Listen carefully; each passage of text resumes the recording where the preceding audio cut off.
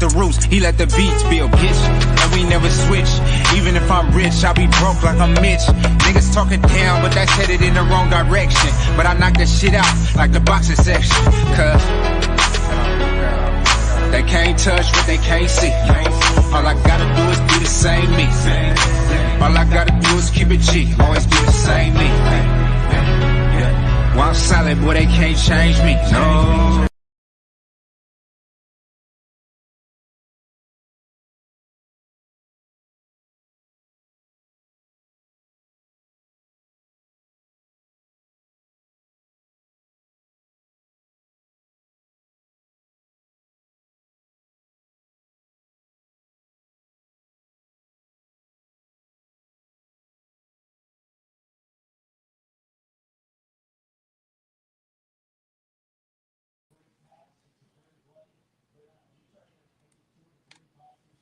What's going on? What's going on, man? We live from the boxing section, man. What's going on? What's going on, man? The weight, what's going on? Salute to you, my brother. Appreciate you for sliding through here, man. The weigh in, what's going down? Yeah, man, I don't know if we're gonna talk about boxing nor MMA tonight, man. Duke won tonight. We are now in the Elite 8. I'm going to the game on Saturday. Straight up. No question about it. Jalen, what's going on, man? Salute to you, brother. Yeah. I'm going to that game for sure, bro. I'm excited.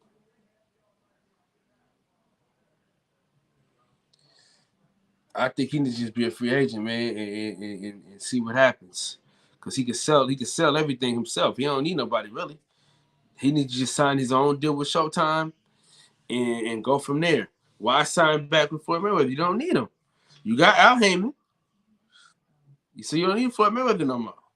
So you get Al Heyman if you want to. I mean, you really don't need him either. You could just, you and Steven Espinoza, y'all can do something together. You know what I'm saying? But shit, I don't see why he would do anything else. I don't know why he would sign with Mayweather Promotions when he's bigger. He's bigger than that. But Duke won a very tough game tonight, man. I'm so excited, bro. They in San Francisco. That's the Bay Area. That's where I'm at. And I'm going to the game on Saturday. No question about it, brother. I'm in the building. I don't give a fuck who go with me. I'm probably going to be by myself. I don't give a fuck. But it's going down. I'm going to be in that building. I got to see Coach K get down. You know what I'm saying? Win, lose, or draw, I'm in that fucking building. You understand what I'm saying? I was supposed to go today, but shit didn't go my way. But Saturday, oh yeah. Oh yeah. It's definitely going down. Most definitely going down. But yeah, that's a great question. That's a great topic too, man. I might have to do that on a later date. Well, you know what I'm saying? You know, it's MMA Thursdays, but I don't know if we're gonna have any MMAers in here tonight. The show is probably gonna be an hour because I don't know if Santos was getting on in here. But I'm gonna put the link in the chat just in case y'all wanna pull up.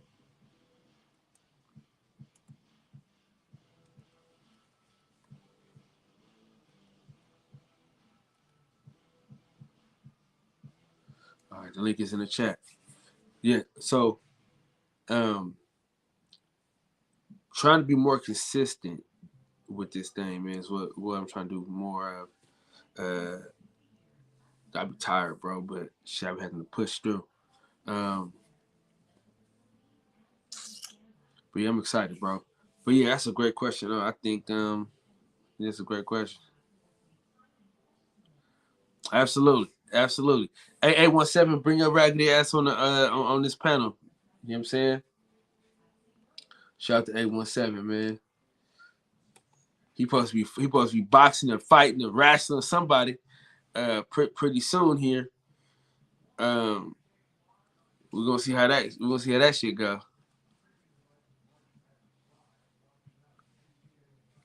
This ain't his jersey though, by the way. This is Zion Williamson actually, but carry on.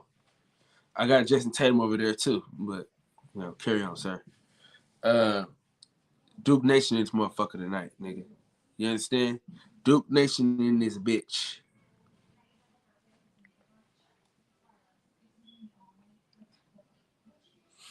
Yeah.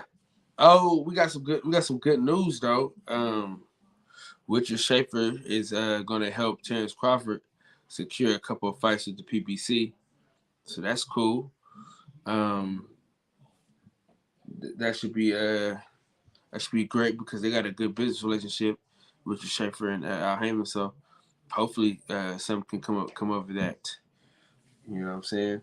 I think it'll be a good look for everybody involved. T Barry, don't get in on that. All right, I'm gonna take it off. I'm gonna take it off.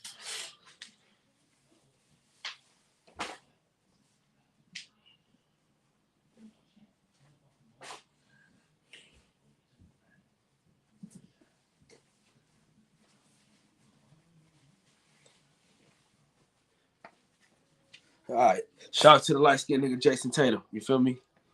Shout out to the light skinned nigga Jason Tatum. You know what I mean? Can't confuse them zeros, nigga. All right.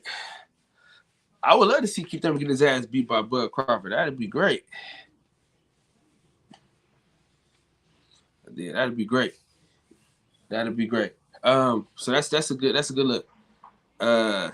I still don't think Devin Haney is getting that fight though. I just don't trust. I don't trust this gonna happen. Now, I'm hearing Kambosos is supposed to be he's supposed to be signing the 2-fight deal with Top Rank. The only Cletus, what's going on, man? Where the hell you been at? The only chance I see Devin Haney getting that fight is if he signed with Top Rank. That's the only how. Hey, 817. All right, now I done had enough of you and your fucked up hairline.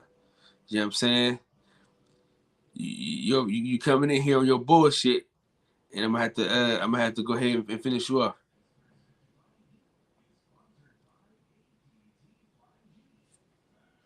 Yeah, for sure. That's the point I'm making. He had 135, so he ended up beating Kambosos. It's gonna be a rematch. But if Kambosos beat him, then he's going straight into the Lomachenko fight. So again, Devin Haney's on the outside looking in, and quite frankly, it's ridiculous. If you ask me, ridiculous. But that's the nature of the beast, man. You know what I'm saying? You done already got you have that. You got to sign with the power players. You know what I'm saying? You got to,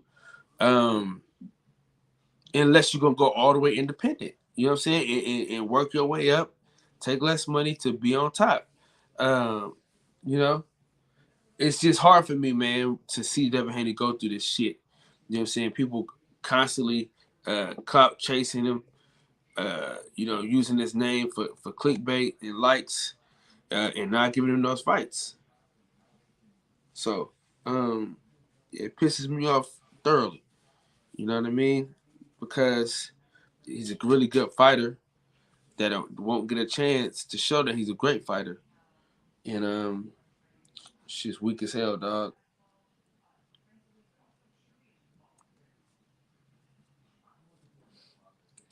Y'all just got jokes tonight. That's it. A17 got all the jokes. You know what I'm saying? With his sorry ass. He needs to come on here and get this work done.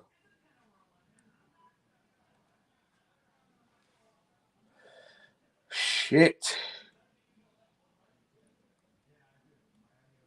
There's a fight this weekend, though. It's a cool fight. So we're gonna see what Kostya Tszyu's son is made of. A nigga named Tszyu. We're gonna see what he's made of. We're gonna see if he's the real deal or if he's a fraud. You know what I'm saying? That's what we're gonna be able to see this weekend.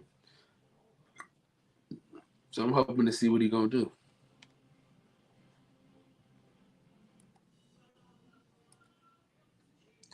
I want to see what he's gonna do. Has anybody seen this man fight before? Have anybody seen Tszyu get down on that level? Has anybody seen him get down? Y'all let me know.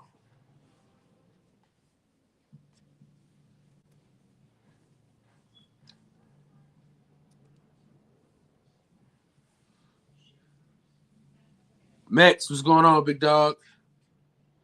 Taylor Bell in the house.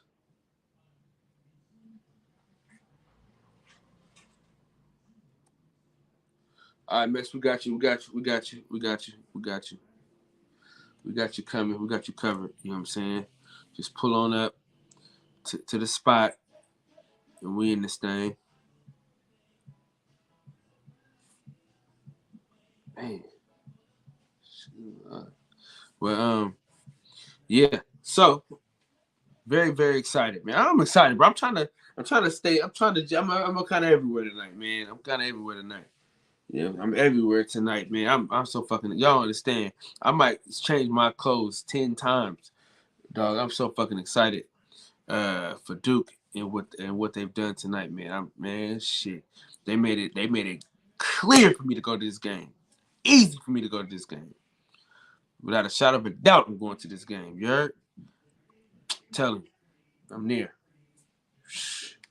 I already told wifey, well, I'm spending some big money because I'm going to this fight. No doubt about it. No doubt about it. No doubt about it, man. I'm going to this fight for sure. This is gonna be a great, great, great game. Yeah, man, you got that fucked up phone. That's why you voted for Obama. He gave you that weak ass phone. You know what I'm saying? That's exactly why you voted for Obama. He gave you that weak ass phone. You thought Joe Biden was gonna continue that weak ass phone, and he didn't do it.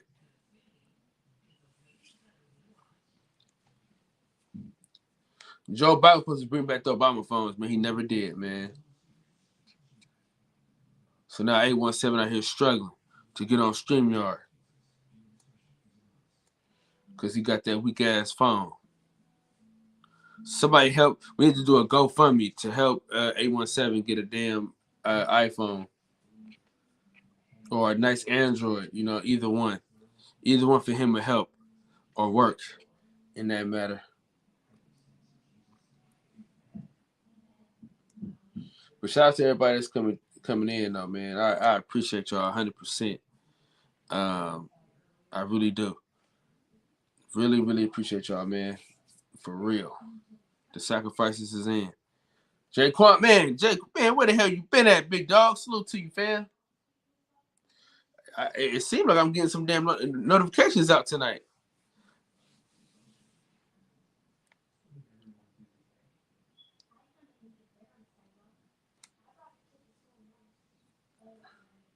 Yeah, hey, JP, for sure, great tournament games, dog. Hey, dude, Gonzaga fucked up one of my. I'd have been in first place in my fucking my bracket with the homies. I'd have been number one if Gonzaga weak ass would have won today, bro. Everybody I needed to win won, but them. Sorry ass niggas. Yep. Shout out to Trump, man. I got that PPP loan. You know what I'm saying? Got me a nice phone. You know what I'm saying? 817, you should have took advantage of the PPP loan and got you a new phone. Instead, you wanted to stay on code with Obama in that weak-ass phone he gave you. No, I'm saying they gave you the weak-ass cell phone. Nigga, I ain't said they fucked up cell phones. You got that weak-ass cell phone they got you using, nigga. You voted for Biden thinking they was going to give you a better cell phone, and they ain't give you shit. I know why you voted for Biden. I ain't mad at you. I ain't mad at you, dog. You wanted that weak ass Obama phone. I get it. I understand.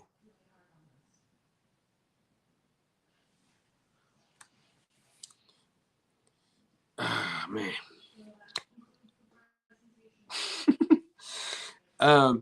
Yeah, man. But this is some great games, man. Houston is going further than I think.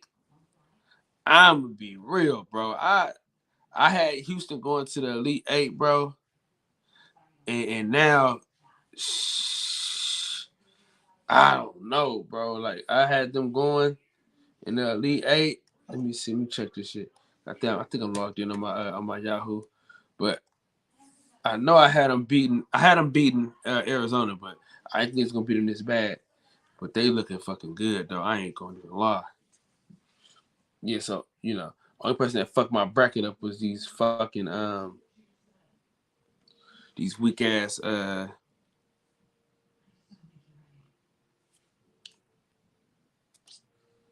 I ain't even signed in that shit. Fuck. Yeah, only people that fucked up my bracket today was fucking Gonzaga, man. They blew that shit.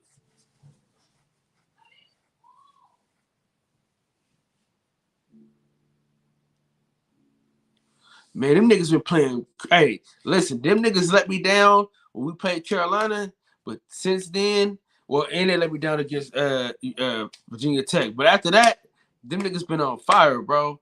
I can't even lie. Them niggas been on fire.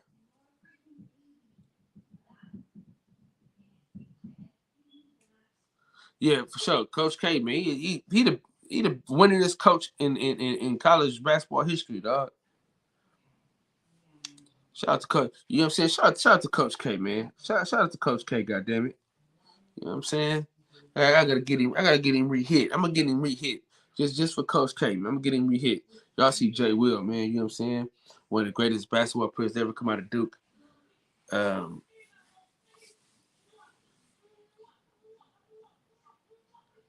He gotta go out on top, bro. You know what I'm saying? He got to go out on top. We in the Elite Eight. We play some great teams with great defense. If we could just get a team that ain't got no defense, one of these games, bruh, we'll be all right. We're not a really great 3-point shooting team, but we can shoot the three, if that makes any sense to anybody. Like, we can hit threes, but we're not a great 3-point shooting team. You know what I'm saying? We can make it happen when it count, but for the most part, dog, we're not really top tier 3-point shooting team. And so it's kind of like one of them things.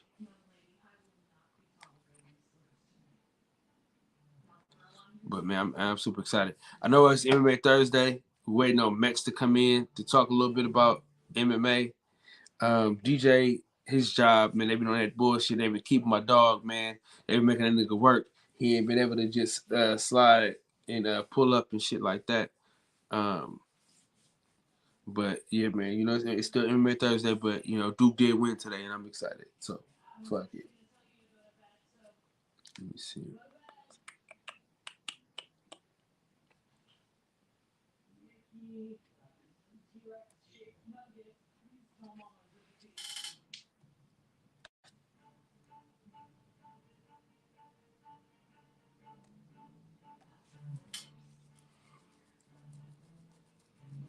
Yeah, I'm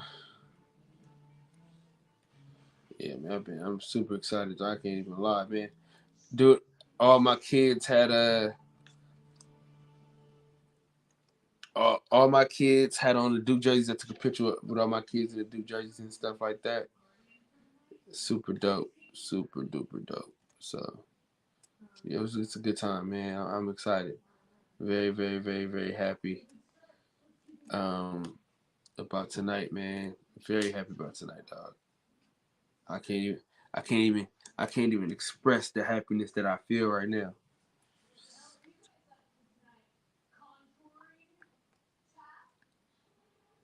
Has anybody watched the new episodes of Bel-Air? I'm kind of episode, but I'm like 2 episodes behind, bro. Waiting on my wife and shit. So I'm like 2 episodes behind. But has anybody seen it? Let me see.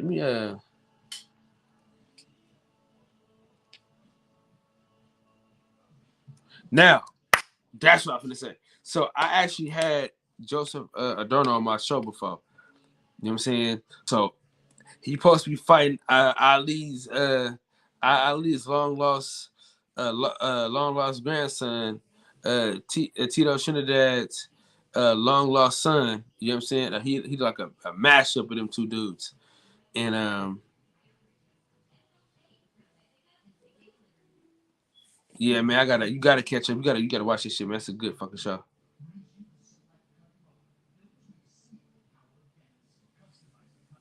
Man, I need Carolina to fucking lose. I fucking hate Carolina. I really do. I really fucking hate Carolina. I'm gonna be honest with you, dog. Everything within me hates Carolina. I don't want any good thing to happen to Carolina at all. You know what I'm saying? I picked them to lose just to pick them to lose, bro. I fucked my bracket up just because I hate Carolina that much. I really don't like Carolina, and I'm hoping that they get their ass beat tomorrow just so I can be done with them niggas.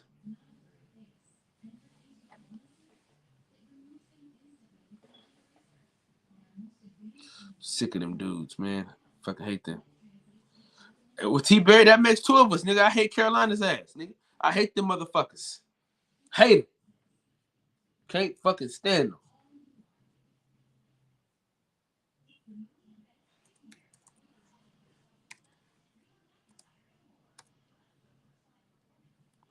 Can't fucking stand Carolina's ass.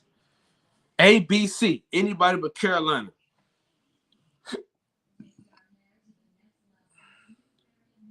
Tap in. No, matter of fact, I'm gonna put the link in the chat. I'm gonna put the link right in this chat just for you.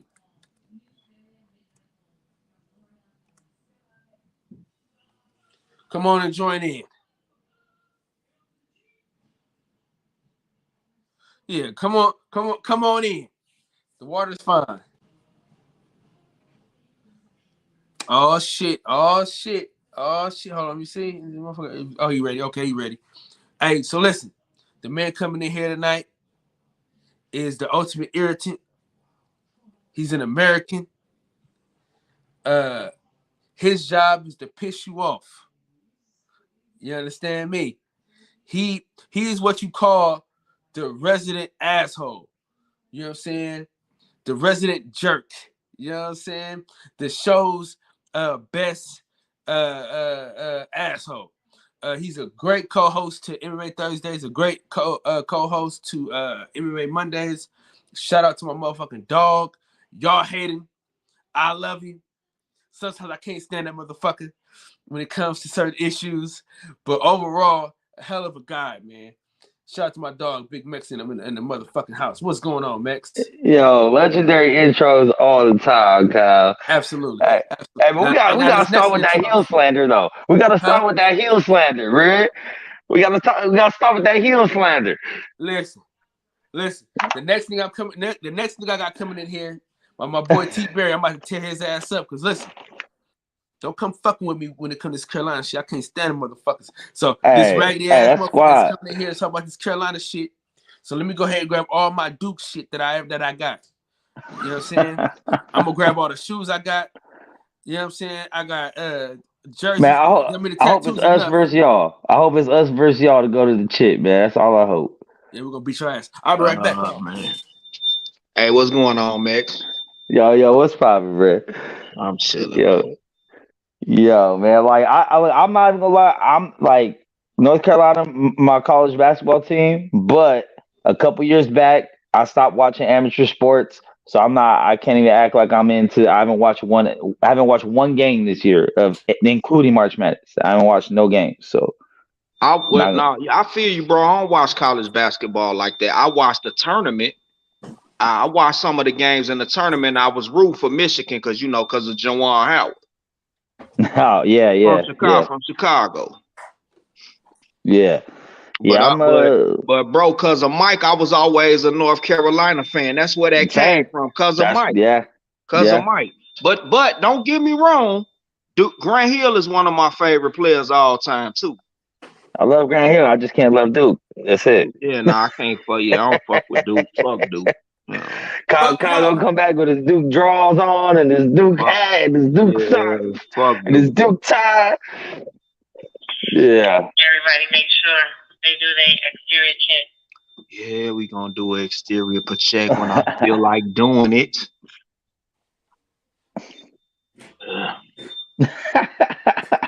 Damn, Cal. What you got? You got a Bobby Hurley jersey? What you got, man? Well, you got the Carlos Boozer jersey? As long as you don't got the Carlos Boozer beard, we good. You ain't got that stiff ass, that non-defense, that stiff ass jump shot.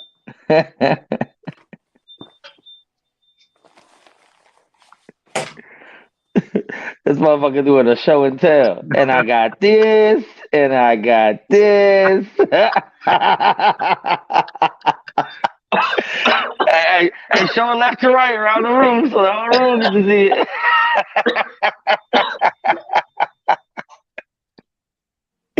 Oh, man. Let's go.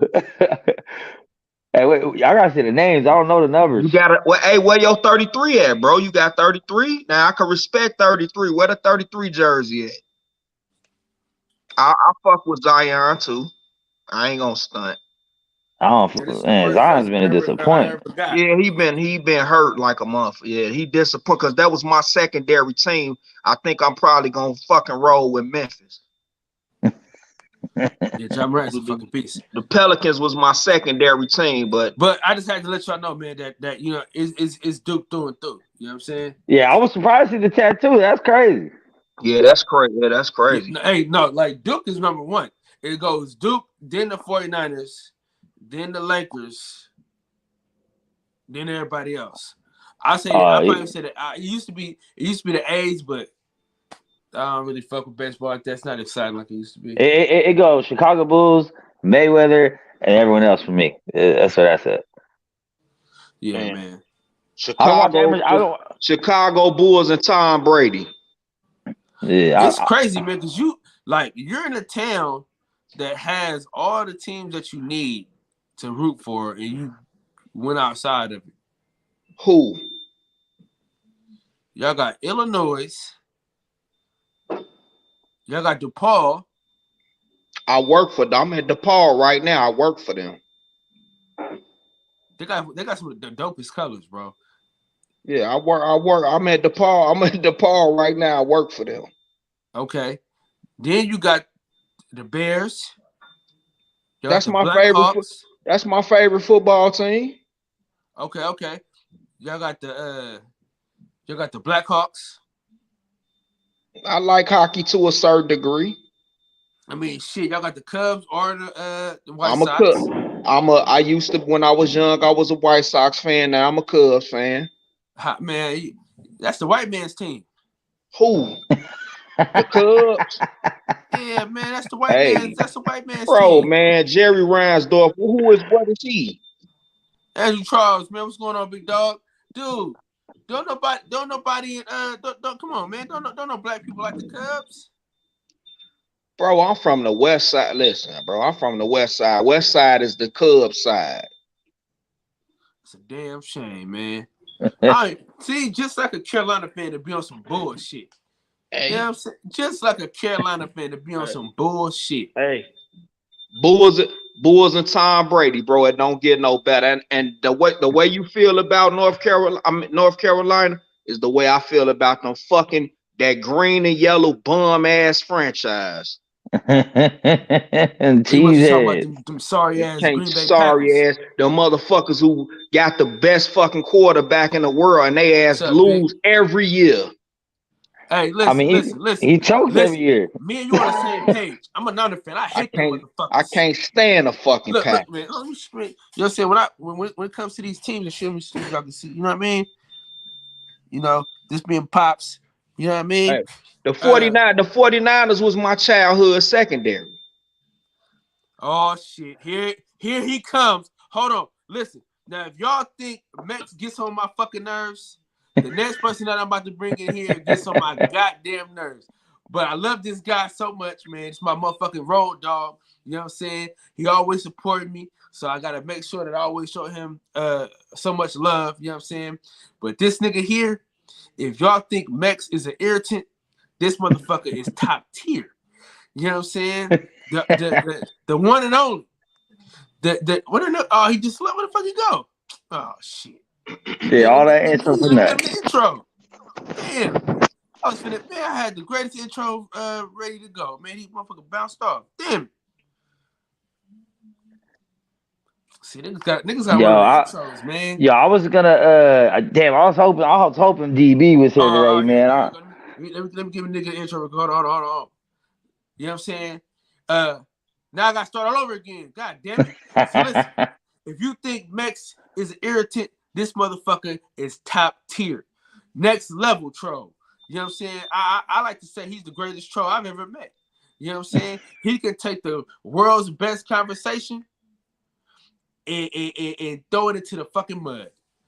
But I love him. That's my dog, 100 grand pots and pans. You know what I'm saying? And I wouldn't have him any other way. You know what I'm saying? The one and only, the motherfucking experience. Troy Grant, what's up, big dog? How you feel, man? How you feel? Thank you. I appreciate that, man. You even said the name of my show. How about that? Appreciate that. Man. Appreciate that, man. We gotta support each other, man. You know what I'm saying? You know what? We gotta stay on code. There you go. I ain't gonna mess with you on that. But I used to watch college basketball, you know, because I was a fan of Maryland and Georgetown, right? Uh-huh. That was the two teams, and you know, Morgan State, Coppin, same thing. But I don't know I've never met any self-respecting black man that rooted for Duke, except for one dude. He was a friend of mine. Our families were close, but all he dated was white women. And he was a Duke fan. So I'm guessing that ain't you, you know. That ain't you, is it, Kyle? Nah, he went on mute. He went on mute. Oh. I'm gonna say I made up my mind to stop watching amateur sports. I don't watch no college sports at all. The only thing amateur I watch is Olympics if there's amateurs involved, but I don't watch women's sports. I don't watch amateur sports. I only watch the best of the best. Show me what you do on the big stage. I see too many college stars come thinking it was gonna be some shit, and they all ended up being busts. So let me take that back. I watch track and field too. You know what? I really enjoy female track and field. I bet. I don't know how much they pay them cameraman, but female volleyball. Yeah. But some of them are just tall though. They don't have the, you know. But the track and field girls, I don't know how they move that fast with all that. Boy, I don't know how they move that fast. Yeah. Yo, I was hoping my man DB was gonna be here today. So shout out to DB. I know he's working hard. He's a way better fucking host than I am when it comes to this MMA shit. But I'm just gonna pop this off with the biggest story in MMA right now. I'm not sure if anybody knows, but that Jorge Masvidal, Colby Covington altercation. Masvidal is in jail right now for assault. He caught Colby slipping at a restaurant, ran up on him in the street, socked the shit, broke his teeth. So, I mean, how y'all feel about that? I seen that. You know, like I told you, I'm just trying to get back to the MMA thing. I had kind of got away from it, but I did see. Now, are them the two dudes that was friends that actually fought like last? Yeah, they just fought. Yeah, they just fought. Yeah. Damn. So they really don't like you. So it wasn't no WWE shit. No. Because somebody crossed the line. You know, this is what I heard. I don't know those situations. One of them crossed the line and brought up somebody else's children and family, and the other one took it away, and that's what caused the issue, right? Yeah. Colby Covington called Jorge a deadbeat and said he don't take care of his kids. So I don't know if that's true or not. I mean, those are fighting words. But I will say this: I don't know his personal life, but if a man, no matter who it is a deadbeat father, I'm in favor of always calling them out and talking shit. You don't get don't say nothing about. Nah, if you're a deadbeat, don't do that. Nah, straight up. You're a deadbeat father, you don't take care of your kids, and fuck you. That's it. Fuck you. Yeah, I agree, man. Fuck you. You can be mad all you want, but that's your fault. Ain't nobody telling you not taking care of kids. I see things a little different, man, because you know when I don't find that my place to be calling anybody out. I mean, you could call him out. What are you doing to help the child? You're just calling out somebody. That ain't gonna change what he's doing. If he's not doing nothing, you calling him out is not gonna change nothing. If you want to help, you go ahead and help. But it may not help the children as far as that goes, but like if you're dead, I just feel like anyone's like same thing with like women abusers. You gotta get called out, bro. Because I don't know that. Like I said, once again, now Jorge Masvidal can have his kids in his house every day. I don't know this. This is just from what Colby said, but I don't know it to be true or false. But if it's true, I believe that it's okay. Now, if it's false, then hey, you deserve what happened to you. You got your shit knocked in. If it's false, but if it's true, Yeah, get called out because you ain't gonna. I mean, I don't support that shit if that's true. And I like Jorge Masvidal, always have since the backyard fights and shit. Like, but I will say this: like, for a long time, I didn't even know he had kids. So, I know because it's private. Private ain't supposed yeah, to know that. which is true. Which is true. If a lot of celebrities want to keep their family private, which I respect that. You don't want your kids in the limelight and whatnot. But, I don't know as far as, if he is or isn't, but Jorge felt some type of way about it, so my thing is you had 25 minutes to beat his ass about it and you couldn't do nothing. So why do it in the streets? You got paid thousands of dollars to be able to whip his ass. And what does that tell you? He lacks self-control. What are we talking about here? We talking about guys in their 30s? I think Jorge's probably in his 30s, yeah. Yeah, see, he lacks self-control, and there's some truth in what the man's words say, but you never play yourself and let somebody know that their words affect you. You just find another way, to deal with it. And what he did was he gave himself away. That's all he did. So so now it's looking that. So the second part of this equation is looking like Colby's going to press charges on top of that, right? And that costs money, and neither one of them gonna make no money now. They're gonna spend money. See how stupid that is? But I mean, the psychological warfare of it. If Colby's able to sue Masvidal or something, he might be able to take that whole purse that they just fought for from Masvidal. Pretty much, Masvidal got his ass beat for free. Let me tell you what. I remember this was years ago. I just happened to catch it. I was going through YouTube, and it actually pissed me off. Actually, it was Ortiz. What's his name? What's his first name? Tito. Tito Ortiz. Tito. And he was fighting Sonnen. That's his name. S-O-N. Yeah, Chael Sonnen. The white dude that talked. Yeah. Yeah. And the dude was like, that's why your kids will buy a whore, a porn star, right? And he said it just like that. And Ortiz took offense. I know he took offense to it, and it was the truth too. It was the truth. I think 2 of his kids will buy a porn star, right? Janet Jameson, yep. Okay. But he handled his business in the ring. Who actually won that fight? Because I don't remember. Chael Sonnen. What? Yeah, I mean Tito's past his prime, so. But still, you'd have to kill me because I'm not. You say that to me. That's what I'm saying. But that's what I'm saying. Like Masvidal, because Colby said all this before their fight, and he did. I think he doubled down after the fight was over in the post fight too. But I mean, you had 25 minutes in a ring with him, so like, where was all that anger then? What was all that gangster then? Like when he was, because I mean, he caught Colby slipping, but where was that when it was 1-on-1 with nobody else there, bro? You couldn't do nothing with the man. Let me ask you a question. When you first started this off, you said they were friends, right?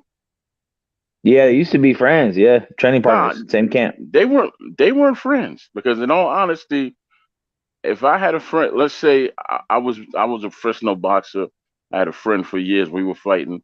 The last thing I'm gonna bring up is his family, even as a passing joke or anything. I ain't gonna bring up his family. Why? Yeah. Well, I mean, yeah, bro. But everybody don't got that same type of character. That's all that boiled down. You could be a friend with somebody and you find out he a bitch. At the end of the day, he bitch ass nigga don't got no character. I tell you, I wouldn't. Yeah, like that. What you talking about is what real men would never violate certain shit. You know what I'm saying? No matter what, I wouldn't say. I wouldn't disrespect, like, yeah, you know what I mean? I could be a bet and something happened and we got into it, but I wouldn't, we might even get into a fight, a physical fight. And bro, I would never like violate on some sucker shit. Women and children are off limits. We know that. Between me, I'm not going to say no shit like, yeah, your baby mama, she a fucking hoe. Like I wouldn't say no shit like that. Yeah.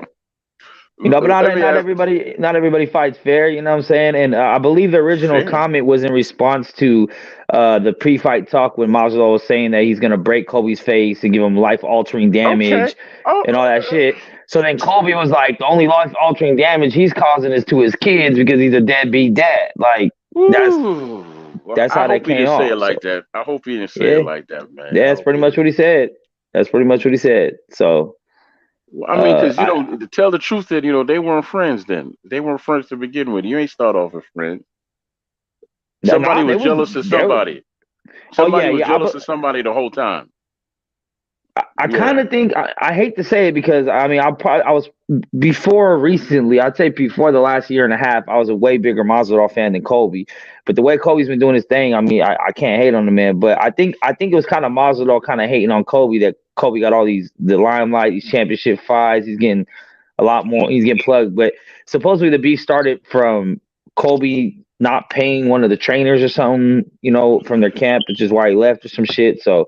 I mean, it's a deep-rooted beef, but I mean, Masvidal at the same time, Masvidal did tell him, if I don't give a fuck if I catch you in the streets, I'm seeing you about that. So I mean, if Colby, if you out here in the streets and you see someone, my brother, salute to you. They don't get no money doing that, man. Yeah, I mean, no. Man, yeah, that. I mean, now, I will say this.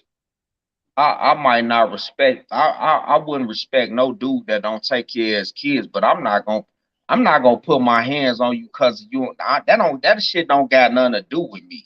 Like I'll tell you, like if I got a friend, I'm cool with something. You don't take care. You a fucking bro. You need to get the shit, bro. Yeah. Take care of your fucking kids. Stop being a fucking dickhead, bro. But I don't got no friends that don't take care of their kids. I'm not gonna put my hands on that ain't my. That's not my. No, I'm not gonna do all that, bro. That ain't my job to do all that. Let me tell y'all this, right? I'm not gonna do all that, bro. I got 4 kids, right? One of them, 3 of them are biological. One I raised since she was 3 years old. She's 32 now, right? Right? Now, the first half of her life, I did all the heavy lifting, meaning from the age of 3 till say 18 and all that. And then her biological father started coming around a little bit more. So, okay. So, but here we are, 50-year-old men. And my grandson is getting baptized, which is also his grandson, right? So, we in church, and I'm playing with the little boy, and the other grandfather playing with him. And this man over here, he's 6'8", 200 plus pounds. He's sitting in the corner looking small.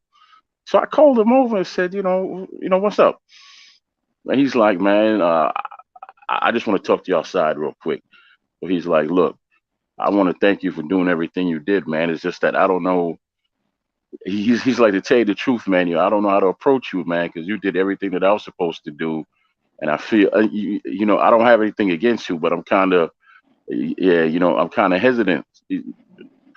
I don't know how to move against you. And I told him very plainly outside the church, fuck all that. This was God's plan in the first place. I was supposed to be there in the first half, and you better be there in the second half. Yeah. And he was like, that's how you see it? I said, that's exactly how I see it, man, because you just weren't ready to be a father in the first half, but I was. It's just that simple. It wasn't no animosity and all that. We got a lot of respect for each other. At first we didn't. Because I wanted to step in his chest, but I held on to it and I didn't do it, right? Because when we first met, I don't give a damn if he's 6'8". I can't say he didn't like me. He just didn't care for me. You young and all that, but right now, I can pick up the phone and call him right now and have a conversation. Just that simple, right? And he's a big dude too. He's big, martial arts, and he's doing real well for himself, real well for himself. And she goes to see him, and she comes back and tells me he treats her like a queen and all that. And he tells her to always respect me. And I'm like, I don't care how old you get, I'm still gonna whoop your behind, little girl. I don't care how old you get. So yeah, yeah, but it don't always work out that way, is what I'm saying. That's why I felt kind of personal when I heard the whole thing with the kids, because in all reality, my life is circular like that, man, because that's why I have 2 fathers. Because, my father gave money and he gave money, but as far as emotion and time, He ain't have no. Hey, no. But the man who raised me gave me all the time I needed and taught me how to cut hair, chop down trees. Shit, we you know, I know how to build a house, but I'm not going to. You know, yeah. Y'all don't know. I mean, for me, it's, it's definitely a sensitive subject. I got a 12-year-old little girl about to be 13, so I take this shit serious, man. Like I don't have nobody around me that don't take care of their kids, man or woman. Period. I don't have no respect for you. Like I think you scum. And I mean, regardless what the reasoning is, I've heard all the excuses. My baby mama this, my baby mama that. Then go get your paperwork right, bro. Go to court. Go get some cases. Show up. You know what I mean? Like to hear any excuse of why a man can't be in his kid's life is ridiculous. Like I don't give a fuck what your excuse is. Like you better be dead. That's it. That's the only excuse. No. But there are excuses though. You know what I mean? Where you at? No like reasons, what? Kyle. There's no excuses, but there's reasons. Like I mean, it's all the same shit. No, it ain't. Like what? My cousin's in jail right now, and he. Yeah. Listen to me now. Listen to me. And he's in a fucked up situation. So when he get back home or get out, he can't even go see his kids at all. Why? Because some bullshit took place. So the charges he's in jail for have to do with the kids, I'm assuming. It's kind of it's weird. Or the mom, yeah. But it's a weird dynamic that I really can't say on wax. Nah, I respect it. But yeah, she's a piece of shit though. But that's what I'm saying. As long as we agree on that. She's a real piece of dog shit. It ain't gonna work out in her favor. Then I'm telling you right now, it ain't gonna work out. Because my grandmother always told me not to spit in the wind. That's what she sounded like she did. And if you is a dude that's being put in a ringer by your what's her name? That bitch. Then in that case, and I know you, and I know what you going through. Then that's different. But in the end, she gonna get her shit though, guaranteed. But she gonna get her shit. But even in those situations, there's things you can do. You can apply for supervised visitation for an hour or two or whatever. You know what I'm saying? Like there's other ways of going about it. You can't just be like, well, fuck it. I mean, she, send me to jail. Fuck that. You know what I mean? Like, nigga, listen, he damn near can't even be in the same state as this bitch. Yeah. You know what I mean? Yeah. So there is, in the words of the great philosopher Troy Graham, there are reasons. But I mean that's the exceptions out the rule. You know what I mean? I'm pretty sure we all have one or two. It's like, yo, this happened. But in general, it's an epidemic right now. I mean, we're getting better though. Statistics are showing that the new generation of fathers are stepping up, and fatherless children statistics are going down. But that last generation, like our dads and shit. Those statistics are wrong, right? And they lie, right? Selfishest pieces of shits you could think of, dog. Our fathers, like not my father in particular, but he was kind of an asshole. But overall, you did what I'm saying. They were selfish, man. That generation was selfish as hell. If you look at the generations and the people that they raised, look at the shit that like look at the kids, man. These kids is fucked up because of these selfish ass parents. Yeah, well, yeah. I can tell you this about the statistics. They're actually wrong about black men. You want to know how I know that? No, okay. Now, mind you, I'm just talking about right here in the good old US of A, right? So we make up 12.8%, 13%. White folks and make up about 70+%, right? 60, yeah. Yeah, that's okay. Well, 60% is bigger than 13%. So when you really do the math, it's more deadbeat fathers over there because there's people over there. It's just that simple mathematics. I didn't bring up any race. I didn't bring up any race. I'm talking men in general. No. But you brought up the statistics. That's what I said. Statistically, white, black, Mexican, Asian, like this past generation has a lot of fatherless children. But I can't overall, say that because I think we're learning. I didn't grow up with no fatherless children, but now as I moved on in life, joined the military and things like that, I met a bunch of dudes that didn't have their fathers and all that, and you know, things like that. But there was circumstances for that, but I'm saying overall, it's not as bad as you think it is when it's just pertaining to us. It's bad. Those damn numbers are false. Nah. Those numbers are false. They're false. They're false.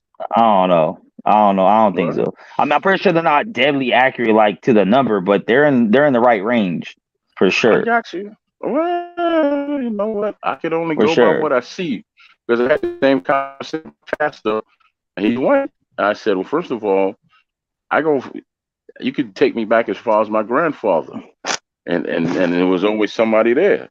And then you leave my family, you go to my friends, they have fathers. Now, they're not always married to their mothers, but they know who their fathers are, and they have their, you know, they have their relationships and all that. I'm not saying it doesn't happen, but it's not this crazy number what people say they are. And yes, there's a lot of people who don't have their fathers, but I think there's a lot. My daughter told me that she was one of the only kids in her class with a father. Damn. So yeah. I mean, and it ain't. She ain't got a classroom of all black people. It's whites, Mexicans. It's mixed races. So it ain't about one race in particular. It's about a generation. Like, where as a generation, I think this new generation, younger kids, are realizing they grew up without fathers and they're not leaving their kids behind. They're stepping up. So it's good to see. Some of them. Well, I tell you what. Yeah, some of them, not all. I mean, it's still bad. It's still over 50%. It's just not as bad as it was the previous generation. I don't even look at it like that. I look at it like this.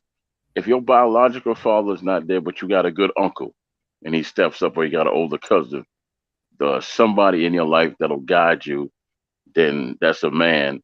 And guess what? Yeah. That's good your enough. father. Yeah, a strong male role model is necessary. Yeah, that's good enough. Yeah. But it still ain't the same. It still ain't the same. No, it ain't. No, it ain't the same, because the man who raised me, like I said, I had to have a heart-to-heart conversation with him when I was in my mid-20s, because there was so much stuff I wanted to learn about me. But as you know, you've been great to me, but you can't answer all my questions about me. Man can't answer all my questions about I haven't seen him in 6 years. Is that my shit or his shit? No, man. That was me whistling. That's all. That was me. I haven't seen him in 36 years, but at the same time, I got no hate towards the man, because me, man, how I do with life is I take a positive. I just look at things positive. Like, he taught me what, as a father, you know, what all the things I shouldn't do. And you know, and this man over here taught me all the things I should do. Now mind you, now my biological father was the type of dude, when you reached out to him and you needed money, it only took him about 24 hours or 48 hours. If you had a problem, and I mean real problem, on Monday, by Tuesday, you don't have that same problem, because my father didn't play that. No. He would come in and do what he had to do. He was just one of them type of guys. And he would squash that problem quickly. I think fathers are the single most important thing, period, to humanity, civilization, everything. Like, we are the most important. Like, we're the backbone to everything. Like, and it's crazy. It's crazy to me. The part that fucks me up is we have the information and knowledge of what happens to these children without fathers. So I don't understand how someone can have a kid and know that if you ain't there, your kid more likely to go to jail, more likely to be on drugs, more likely to get pregnant, more likely to be violent, more likely to have depression and social, like, just so many things in a big higher percentage, that why would you not be there? Like, you're pretty much saying, fuck that, I don't care, my kid can do all that shit. Like, that's crazy. Well, there's a couple of things that cause that. Number one, you know, you searching for yourself because you didn't have a father. You're a coward, or you flat out just don't want the child. Those are the only three things that come to my mind. You know? Yeah. I mean, but what I'm saying is, I'll be honest right here. I didn't want my fucking kid. I tried everything. Ask my baby mom to get abortion. I could try to do everything I could. You know what I'm saying? Up until the day my daughter was born, and I've held her little. My daughter was born 3 months early, 1.5 pounds, you know, premature. So her little finger held my pinky. I knew there was no way. Like, and I'm gonna keep it 1,000% real. I had every thought run through my head. I was thinking, damn, does this mean I gotta be with this? Because I wasn't with her. I was like, damn, does this mean I gotta be with her? Does this mean I gotta marry her? Does this mean I gotta live with her? You know what? I'll just take off and change my name and say fuck it. Like, I thought of everything because I didn't want to have no fucking kid. I was like, my life's over, like as I know it. But as soon as I see my kid, there was like no possibility that I wasn't gonna be there. It was like every thought went away, and I said, "Oh yeah, this is me right here forever. I'm never leaving this girl's side." You know so what's so I don't funny? understand how men can look at their kids and be like, I'm cool. Like, that's crazy. You're a piece of shit. If you go look at a newborn baby that's yours and be like, I'm cool. That's fuck that. No, that's but wild. You know what's so funny? When I was locked up, I met this brother whose name I can't remember, and he was telling me, yeah, man, I got he was just bragging about all the women he got and yada yada yada. But he said he loved his 5 daughters, and you know his oldest daughter is dating this dude we really don't care for. And I said, well, there you go. And he turned to me and said, what you talking about, Graham? I said, you know, that's called karma, baby. Who's she dating but you? Yeah. And he got quiet. He said, you've always been a motherfucker, man. I swear, but I can't deny it. I can't deny it. I said, no, you can't deny it. And even when he saw me in the street after we both got out, and I met his daughter and his children and all that, he had 4 daughters. He didn't have no sons. He said, Graham, you still a motherfucker, but you helped me turn around, man. Yeah, he didn't have no more kids. He didn't have no more kids. He was planning on having some more children, right? But he said, nah, after what you said to me in there, I'm gonna focus on taking care of the 4 that I had. Yeah, he was, and I mean, you should, as you should, you know, like I think less of any man that has a child don't take care of. Period. I just think less of you as a man. Like, I don't care how gangster you are. I don't care how much money you got. I don't care how many bitches you pull. I don't give a fuck about none of that shit. You ain't in your kid's life. You ain't nothing to me. I don't care. I'll just stand on that. And I understand. Like, I see dude in the chat saying it's the mothers keeping them from the dad. That's true. There's a lot of mothers out here that do. But the thing is, as fathers, there's other ways of going about it. You got to go to that court, that family court. You got to fill out the paperwork. If you got to take classes in mediation and whatever else you do, then you do that for your kids. I just don't see how so many people do all kinds of shit for people that don't do shit for them. People are down for the hood, down for a bitch, down for money and traveling, all this shit, but they ain't down for your kid, though. Like, come on, Let me tell you what. You want to avoid that family court because, to be honest with you, you don't want no strangers in your. You trust me. You don't. You know. But if that's the only way you can do it, you got to do it. Yeah, man. What you say, Cal? Sometimes you need the motherfuckers in your business. That's what cost my cousin not getting them folks in his business. I'm speaking from experience for me. Listen, I mean, yeah. Listen, Troy. It cost my cousin 15 years of his life. Not getting them white folks in his business. Wow. Yeah, you got to establish that early. Get them white folks in your business, man. They're not always white, Kyle. It's just they don't always. Like, I'm gonna tell you right now, as a man, if you show up to family court on your own, not being sent there, they're gonna look at you different. Like, they're gonna give you the benefit of the doubt just right there. Like, oh, this guy didn't get sent here by no program or nothing. Like, he came on his own to fill out the paperwork. He's pushing. Like, they're gonna look at that and acknowledge it. Let me tell you something. I showed up on my own, but in the long run, just like in the courtroom, it always goes back to the woman. I showed up on my own. I'm the one that initiated everything. But once it all got going, everybody paid attention to the woman, and nobody. They would talk in the room as if I wasn't there. Yeah, I mean, but you are OG though. You a couple generations back. I know that things have drastically changed in that element because once again we have the knowledge. We know these girls are trying to use the system to their advantage. Like when my daughter was first born, my baby mama, the mother of my daughter is. I lucked out. I got a great one, no complaints at all, no drama whatsoever. But in the beginning, she applied for food stamps, cash aid, and shit, and they automatically put you on child support if the woman applies.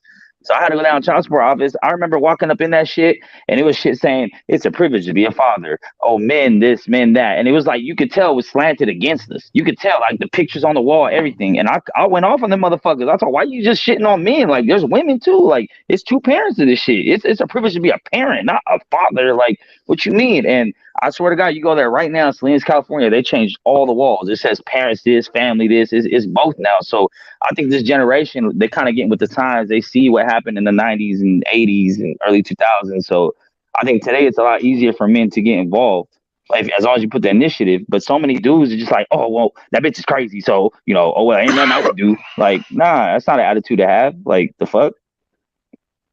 That's crazy. Well, you know what? I'm gonna tell my son once he gets out and to see the sun again, stay out or stay away from all that.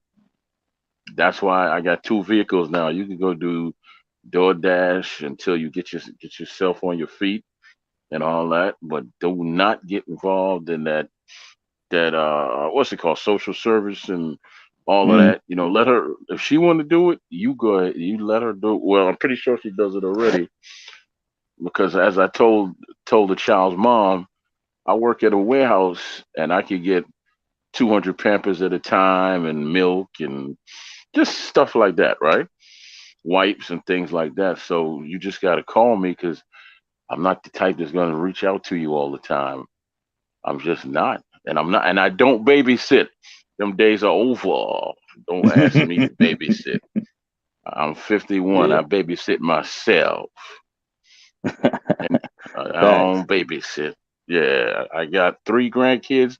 I ain't babysitting none of. Well, I hang with them for about an hour, and that's it. Over an hour. Yeah, that's spending time. That's spending time. That's different. Yeah. You going out of Pop's house? Don't leave them with me. Pop is 51 years old. I've done enough babysitting. I babysit your uncles, your aunties, and all of that. I ain't no. Don't do that no more to me. What's up, Huge? What's up, fellas? What's going on with y'all? What's up, man? We was talking about this father shit, man, because Colby called Jorge Masvidal a deadbeat. Jorge Masvidal caught him on the street and broke his teeth, and now Colby's pressing charges. Oh wow! He knocked out his teeth. He broke one of them. He broke one. I think he cracked one or chipped one or some shit. I mean, seriously, did he not stop to think I could do the same thing in the ring and get paid? He had a chance. He already fought him and lost. That's why I'm like, bro, you just fought him for 25 minutes. You didn't do nothing. And then you want to wait till 2 weeks after the fight, after you lost, and catch him slipping at a restaurant. It's kind of like, that's because he hit a nerve. That's because he hit a nerve with that deadbeat father thing. No, but he said that really deadbeat father shit before the fight. They already fought. Like, no, but I'm saying, but it hit a nerve, man. It's that pride thing, and it hit a nerve because he knew it was true, and now he feels that, now the world knows that I'm a deadbeat dad, and he holding on to that. You just proved to the world that you are, based on your actions, dummy. If you would have kept calm and said, okay, I'll fight him in the ring, then they would have questioned stuff, right? You just told the world 100% now that you don't take care of your children. Dumbass. Yeah, that's crazy. When did this happen? Just maybe 2 days ago? 3 days ago? Maybe this past, sometime this week, earlier this week or this weekend. Who don't take care of the kids? So Colby Covington said Jorge Masvidal is a deadbeat dad. And then they fought. This was before they fought. Then they fought. They had a fight for 5 rounds, which was 3 weeks ago. And Jorge lost badly. Didn't win at all. He didn't get knocked out or nothing, but he was not close to winning. That was all done. And then 2 weeks later, Jorge caught him at a restaurant and attacked him because that. So now Colby's pressing charges. To you, my brother. So,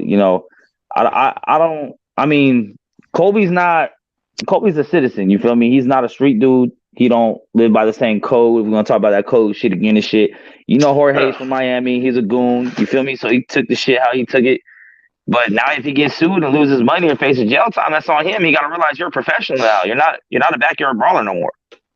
Yeah. So he ain't shit no more but a convict. No, who was a bad father? That's what I want to know. He was Colby saying that said it was Jorge. Said it was about Jorge, right? Okay. Yeah. No, but I don't know if it's true. Well, why'd you just say that? You just said he came out and said he was. That's what that was me, said, Kyle. right? No, that was me, Kyle. I said, based on his actions, he just proved to the world that he is. Because why would you attack someone if it's a lie, right? If it's a lie, then you just blow that thing off. Say, it's just a lie. I ain't really worried about it. No, But they on site. no. Them niggas is on site though.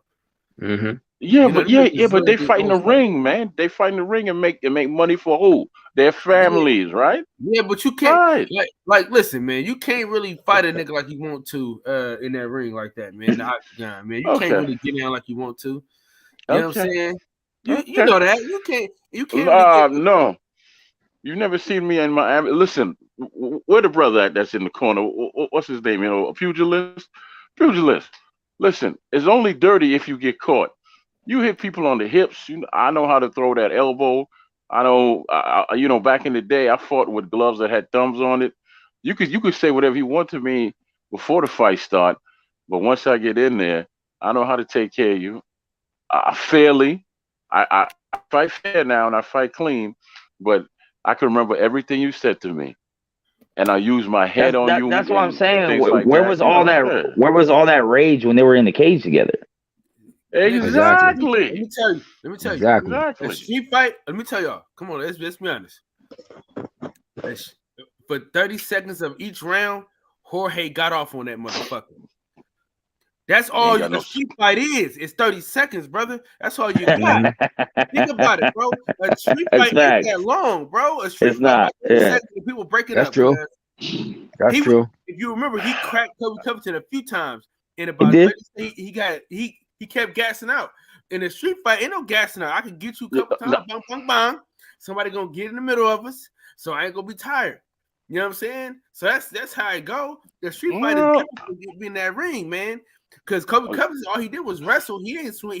He wasn't doing he didn't do that much. I don't know, man. He pieced. I mean, he don't got no power, but he was touching Jorge too. I'm saying, but he wasn't doing striking like he was talking like he should have. You know what I mean? When motherfuckers talking like that, I hate when motherfuckers.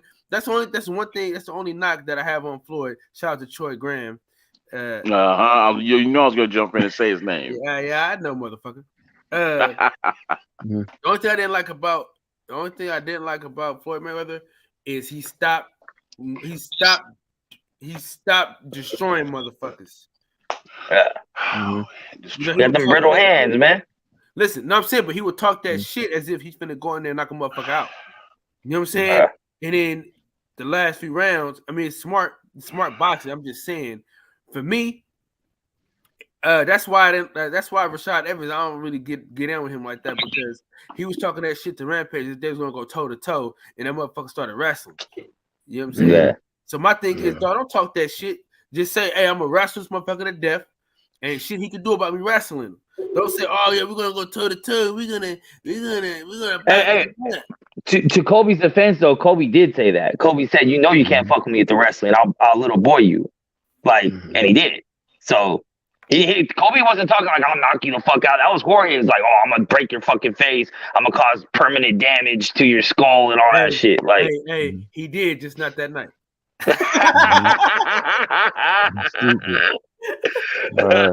Now, to bring it all home on this point, Khabib, everyone else could be. Khabib issued a statement saying that he thinks that all the welterweights should turn down fights with Colby because he's talking about children, and that's crossing the line. So what do you think about that? You think a whole division should just tell Colby they're not gonna fight him because the way he talks shit? I don't know. He gotta get his first.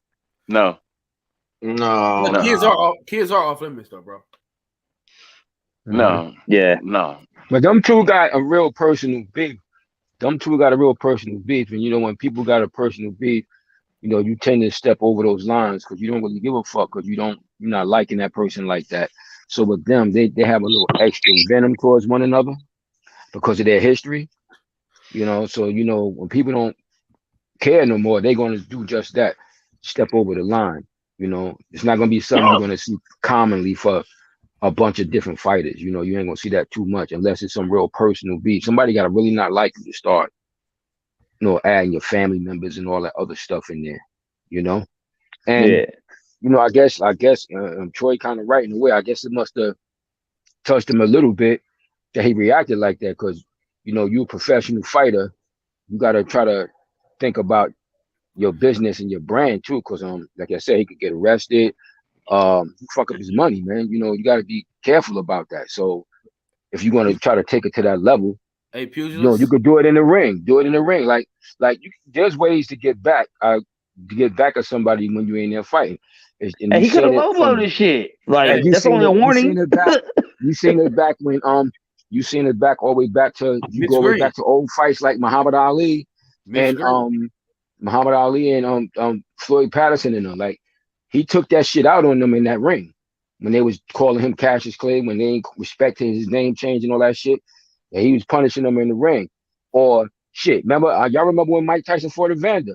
Mike was trying to say that shit about a sub of guys was talking shit about him when he was locked up, and he tried to put Evander in that bag with the group of the fighters that was talking shit against him. What did Evander Holyfield say when Mike was talking all that shit? Like, yeah, I'm gonna get you in the ring. And then Evander was like, "Nigga, we gonna fight anyway.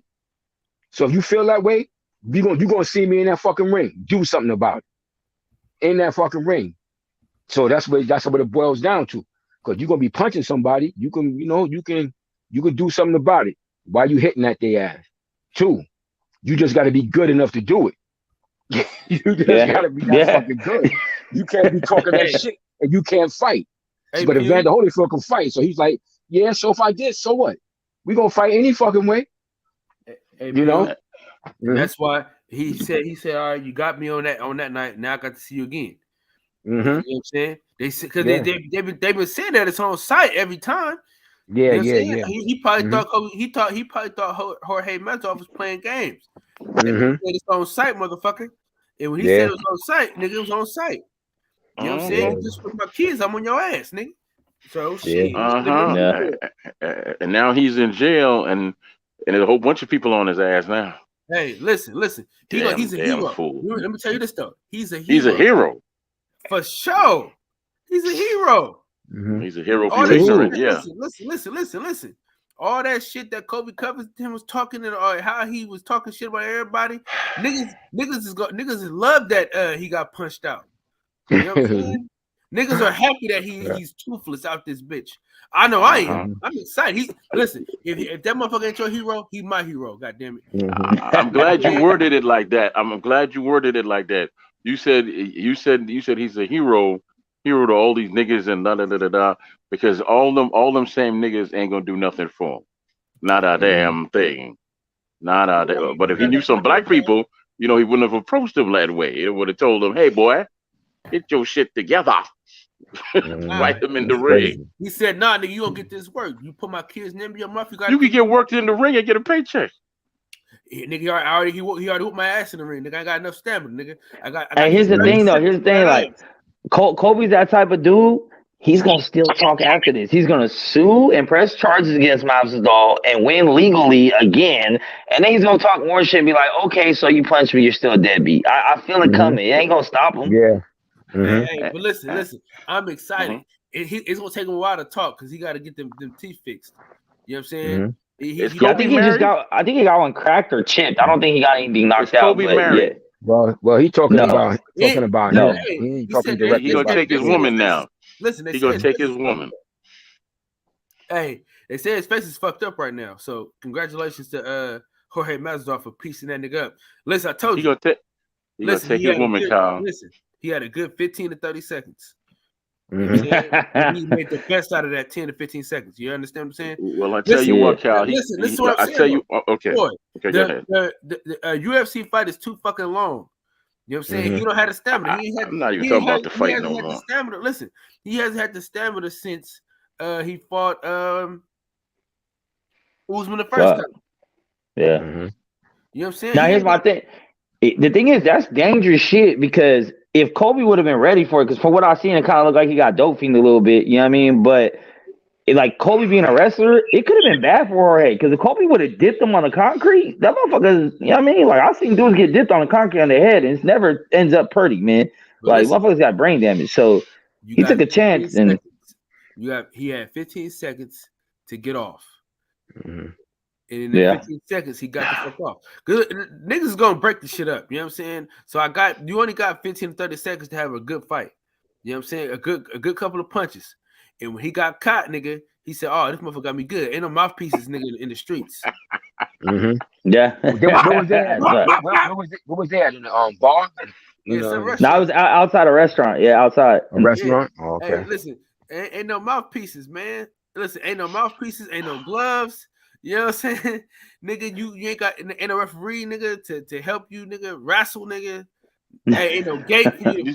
You said outside the restaurant. Tell me they weren't fighting out of like a chick out front of it, like a chicken and waffles or a fat burger or something like that. Nah, I don't know. Nah, I don't know. Give me my chicken back, nigga.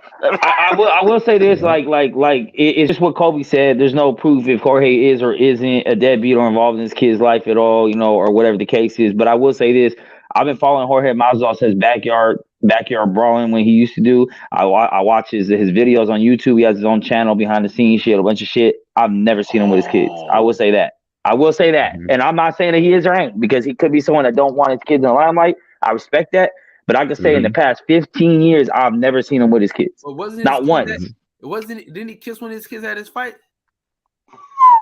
Not that I saw. I've never seen him bring his kids in the ring or anything after a win or anything like that.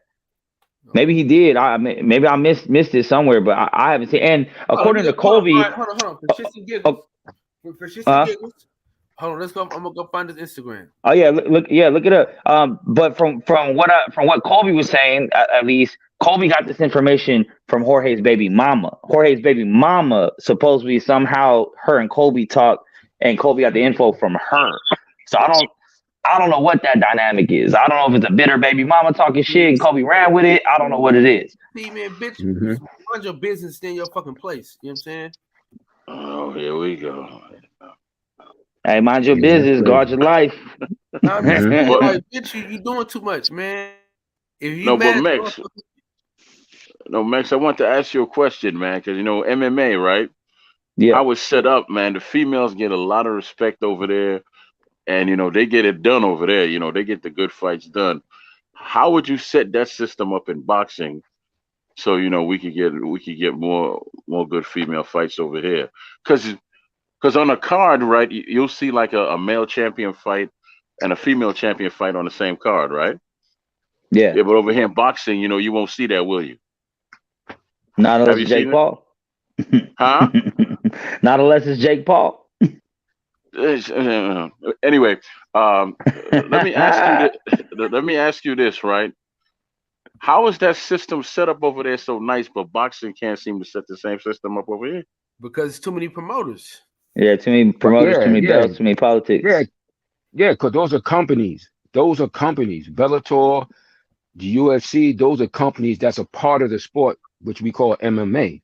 See, a lot of people have the misconception and thinking like when they hear UFC, that's MMA. No, the UFC is a company that the athletes participate in the sport, which is mixed martial arts. So those are individual companies. So it's easy to set up those companies in that way because those private companies, they can set them up the way they want. Boxing is not like that. Boxing is basically the goddamn Wild West. You got a lot of individual promoters, a lot of individual sanctioning bodies that work within the realm of that sport. So it's a lot harder to do that because you got a lot of different companies. But if you broke it down to like if somebody were to start like one fight company per se, then they can run it similarly to how the UFC and Bellator is run. But you can't do that the way the sport is set up now. Right. Because where he got that from, right? Oh boy, over there with the bald head. You got to remember, Troy, boxing is run by the states. The individual states determine the rules of the sport in that state. New York, Las Vegas. You talking about these little locales. You talking about a commission?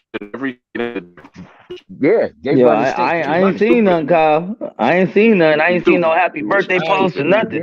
Yeah, they run it. Yeah, but it look like it's all. But it look like it's all MMA though. It don't look like he doing no. I mean, he posted some boxing shit. He got some cars. He got Kimbo. He ain't got not one happy birthday princess or nothing for his kid. He got meat on the grill. But these shits look like all professional. All right, we're gonna we can keep going. Is that him? Who was that kid? Yeah, this is his IG. Who was that kid up there? Oh, that wasn't his kid. That was his kid.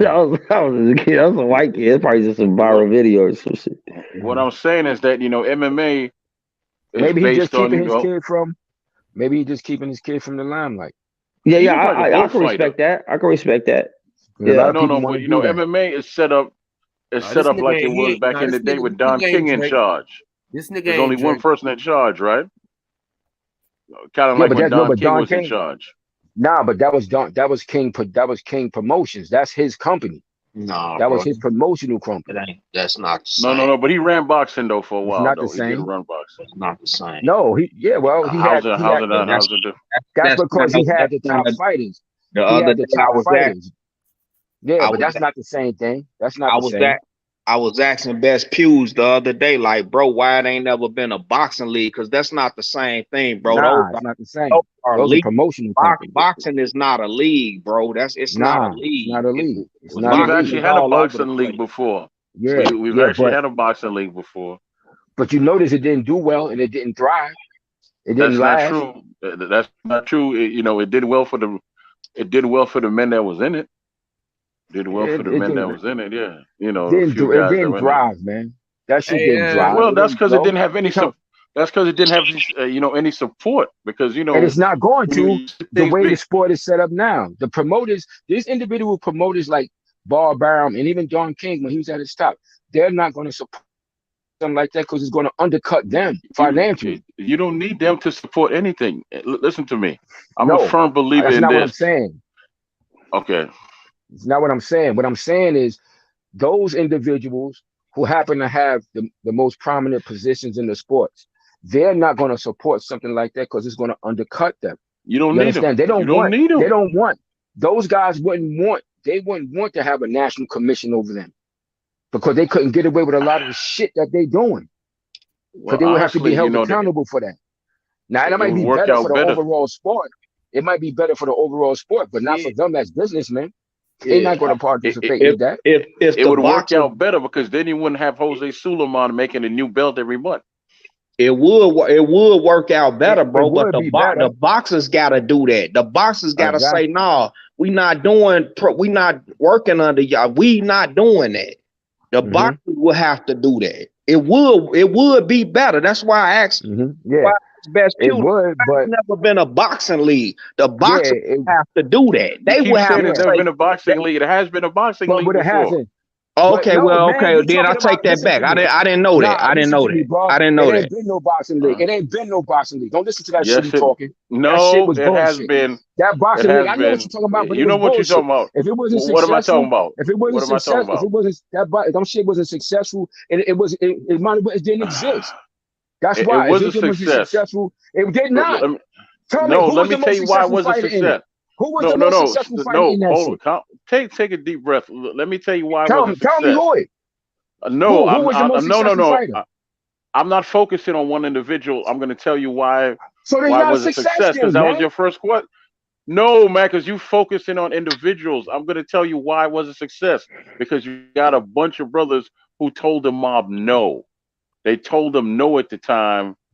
No. That you're not going to control my career. You're not going to tell me what to do. And they form a league. No, it didn't get big, and no, it might have not got the size that people wanted to get. But they took the initiative to come together. When was that posted? They actually but they took the initiative to. Hold on. Listen. There you go. There you go. That's some kids right there. I haven't seen my kids at 13 Great. I'm happy to be back. Oh, they in Puerto Rico. Okay. He ain't in Puerto Rico no more. But how long he hadn't seen them? 13 weeks. Yeah, but when was that? Okay. When was that post made? That's at 173 weeks ago. What's that? There's 52 weeks in a year. Listen to what I'm saying about. Okay, go ahead. We're gonna get back to the league and shit, but well, so what I read is he was with his baby mama for 10 years, had 3 kids, and they broke up in 2019. So I'm assuming that the remarks are made after he broke up with old girl. He kind of just stopped coming around with the kids too. Is what I'm assuming. because they were together for 10 years up until 2019. So I don't know. I don't know. I mean, I know that happens sometimes too. Dudes break up. There's probably still a lot of bitterness and stuff there between them at this point. At that point, and sometimes how these women get down. They'll when they not feeling you, they'll start all types of shit. And that's why when they're not feeling you. Punched out. Thank God I never had to go through that shit. Yeah, same here, man. I pray you don't. Santos. A big dog. All right, let me finish my point now about the league real quick, and then y'all could move on. Hey, Santos, and I'll go back on mute. It wasn't about who's the most successful guy. It was about a group of men that said, you all are stopping us from getting championship fights. Because remember, Archie Moore, he itched till he was 40. And, we're not going to take it no more. So, we're going to do our own thing. Now, mind you, we might not get to a world championship fight, but we'll form our own league and come up with our own championship and go from there. That's the success, that you took the initiative to do something, and, others will come behind you and see that and follow and make it big in time. That's the success right there. That's the success. I know what you're talking about. I know all about that. What you're talking about. That's a small thing. That's the small. But it didn't thrive. It doesn't matter the size. Is my point, man.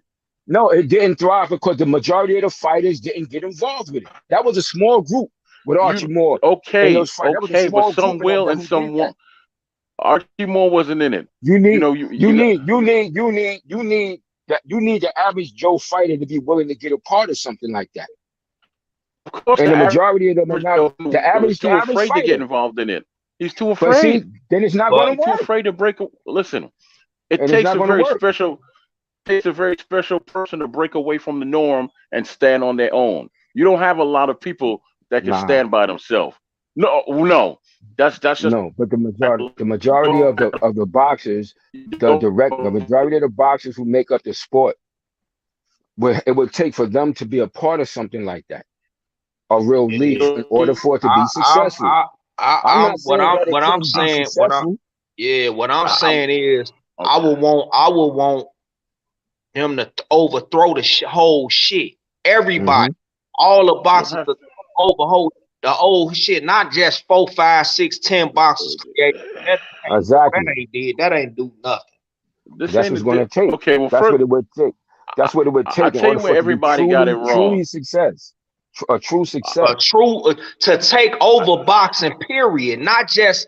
That's cute, but bro, I'm talking about a true boxing league for them to say, for all boxers to say, fuck all these commission belts, fuck these belts, fuck these belts, bro, fuck the belts. Yeah, I tell you where I got it wrong. Bro, not just 10 boxers making a league. That ain't no real. That ain't no shit. I was just giving you the example of what I'm just giving you an example. But the fact is, I got you, bro. I got you. Let me tell you this. Let me tell real. I'm talking about right. I'm talking about boxers just taking over the sport all the way. No. But so am I. No, but so am I. But you have to understand this. You have to understand this. Boxing is not the business. Boxing is just the outlet. The fighters are the business. If you take all the fighters out of boxing, it's still going to be called boxing, but you're not going to have any money being made because you have no boxers, right? And if the boxers finally would get to realize that and get a mindset to think that I don't really need all these promoters all the time. I could do it on a fight by fight basis. I don't, take like a Bernard Hopkins after he got a black ball for a while and he learned the sport. He became what? Independent. He was independent, and he handled his own business until the day he was retired. These motherfuckers need to follow Jake Paul's blueprint, man. That's all there's to it. Jake Paul made his own fucking belt. He puts on his own shows. It don't matter. We don't get. Nobody really gives a fuck if there's a belt on the line. We want to see two people fight. That's it. I don't want to hear about no blueprints and all that. No, I'm giving you a perfect example of how you could actually run a career, a real sensible career. I'll give you an example of something that already happened in real life. It already happened. Bernard Hopkins is a real life individual. He's not a fictional character. When did he put on his own pay-per-view? When he put on his own shit? We're not talking about that. We're talking about being. That's what we're talking about. Fighters taking shit into their own hands and doing their own shit. And that's what Bernard did. Bernard took his own career, which is him, and he became an independent contractor. That's what he did. He's right about That's what he did. Man, just like but he didn't put on his own shit. Who gives a damn, man? That's not what he wanted. That's not what he wanted to do. No, it's not the point. That's actually your point. But that's not the point at all. Devin Haney got his own career in his own hands too. Take over everything. Look, you only need promoters. No, he does not. Promoters are supposed to do, and that's promote and set up. Work with the venues. That's why Sugar Ray's career was so successful. Dillian White, okay. Dillian White puts on his own shit. Did his thing. Sugar Ray Robinson did his thing. And when you do what Troy's right, I got to agree with Troy on this. He's right. You don't have to have all these different people with their hands out in your business. No, you don't. I agree. I'm saying the same shit. Jake Paul did the same shit. No. Yourself, you cut some of them out. That's like, Jake Paul's a YouTuber, man. Exactly. He's a YouTuber and did all that shit and getting real fighters. He's a YouTuber, but okay, you take like a Dillian White. He's self-managed and he promotes his own fights and all that. I can't remember the guy that he has a bunch of fighters and he puts on shows over there in the UK and all that. Most of the time when you hear about him fighting. Eddie Hearn was trying to include him in package deals and shit. Fight by fight. He has no full-time nothing. He's his own manager. Eddie Hearn, he does that just like Terence Crawford. That's still. That's what Terence Crawford is about to do. Okay, well, Terence Crawford is not on the same level as a Dillian White. He actually puts on real shows. Dillian White. I get what you're saying. They're independent, but when it's fight time, they go and do a co-promotion with a promoter. They don't promote their own shit. They're not fully. They still need those guys. They're not fully independent. I'm saying Jake Paul's doing it himself. He's independent. That's what I'm saying. I don't want his shit because he's not. There's nothing wrong with working in partnership with a promoter as long as a partnership. No, it's not. No, it's not. But no, it's not. For the promoter. When you work, when the promoter can tell you who you're gonna fight, when you're gonna fight, that's the problem. It's still not what I'm talking about. But you still need that promoter at the end of the day. Not what I'm talking about. Yeah, because I don't know what Jake Paul did for boxing. I don't know what he did for boxing at all. I have no idea. He ain't did shit really. Nothing. Thank you. I mean, you was just talking about women's boxing. He's already done that. He's changed the face of women's boxing already. Well, yeah. No, he didn't. No, he didn't. What I give him credit for is for one fight so far. That's only one fight. He just started. He's only in 1 year. 1 year. 1 year as a promoter here when he put on like listen 3 to what you just said when you started. $1 million. You said he changed the face of so and so. One fight doesn't do that, man. It's a building process. He hasn't done anything as far as great for boxing. Okay, well then let me say this. He's done more than all these other promoters put together for women's boxing. What has he done for boxing? They got these girls $1 million fight. Their own pay-per-view. Right, that's one fight. Okay, show me one other fight then. Go. I guess you never heard of Christy Martin. She got $1 million? Yeah. No, she got $1 million in the 90s. Yeah. No, she did not. No, she did not. Go back and check it. Go back and check it. Go back and check it. I don't have no fighting on the undercards like Mike Tyson. Go back and check it. Go back and check it. She never had line. You all are so quick to say no, but you don't have information about it. She did, man. Go back and check it. Go back and check the information. Because first of all, she didn't have an opponent big enough to do that. She fought fuck out of here. She wasn't no star like that. No. Yes, she just be making up shit. Yes, she wasn't no star like that. I'm not making up nothing. Layla Ali. How much did she get for fighting Ali? She never made $1 million. How much did she get for fighting? Neither one of them got $1 million. Exactly. How much did she get for fighting? We back on money. Made about $500,000. That's right. That's a fact. She ain't make that shit. Why should I go back and check it? And the most she ever made. Chrissy the most she ever made was $250,000 ever. most she ever made for one fight was $250,000. Let me explain Just something look to you. it up. Chrissy Martin was much more important than any other of these female boxers are right now. If you take her name out, then all these doors that are open now, no one's arguing they're that. not open. Don't move the goalposts. No one's arguing that. No one's arguing that. Okay? I don't care what y'all say. Don't move the goalposts. Don't move the goalposts. You Fuck all that. Y'all could go. Y'all could go check that though. Her biggest payday was $250,000. $250,000. You could go check it. You could go check the money since that is important to you. I just checked it to be sure. I knew she did. Hallelujah. Hallelujah. I'm wrong about money. $250,000. I'm wrong about money. Hallelujah. Right, great. She didn't I don't care. wrong. I don't care. Like that. Oh, hallelujah. Hallelujah, man. If y'all focus on money, then great. All I know that Jake Paul Jake Paul ain't do nothing for boxing. He hasn't done nothing for boxing. Nothing. Right. He put on he's gonna put on one female fight and that changed the face of boxing? No, him and his brother self-promoted their first fight with no promoters from YouTube. No, but that has nothing to do with boxing. How not? Nothing. Devin Haney was on his own undercard. Just due to the fact that she was Muhammad Ali's daughter alone. Chrissy Martin wasn't known like that. Yes, she was. No, she was not. Yes, she was. No, she was not. She was. I'm not going back and forth with you. Yes, she was. She was not there. She was not that known. I'll go out in the street tomorrow with my phone and ask people in the street. Do you know who the fuck Chrissy Martin is? The majority of them going to shoot me. If I ask them who's name, all I was alluding some contrary in that shit, man.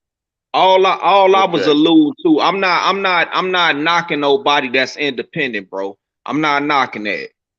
That's not even really what I'm talking about. What I'm talking about is to make everything easy. I don't care what no 10 boxers or 20 boxers did. I'm not knocking these independent guys. You should. I don't care about that, bro. I don't.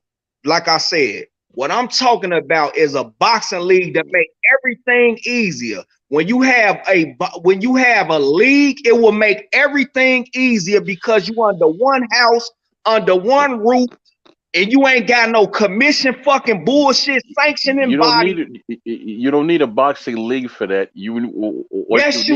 You can. What other way you gonna get it? You need a commission. You need a commission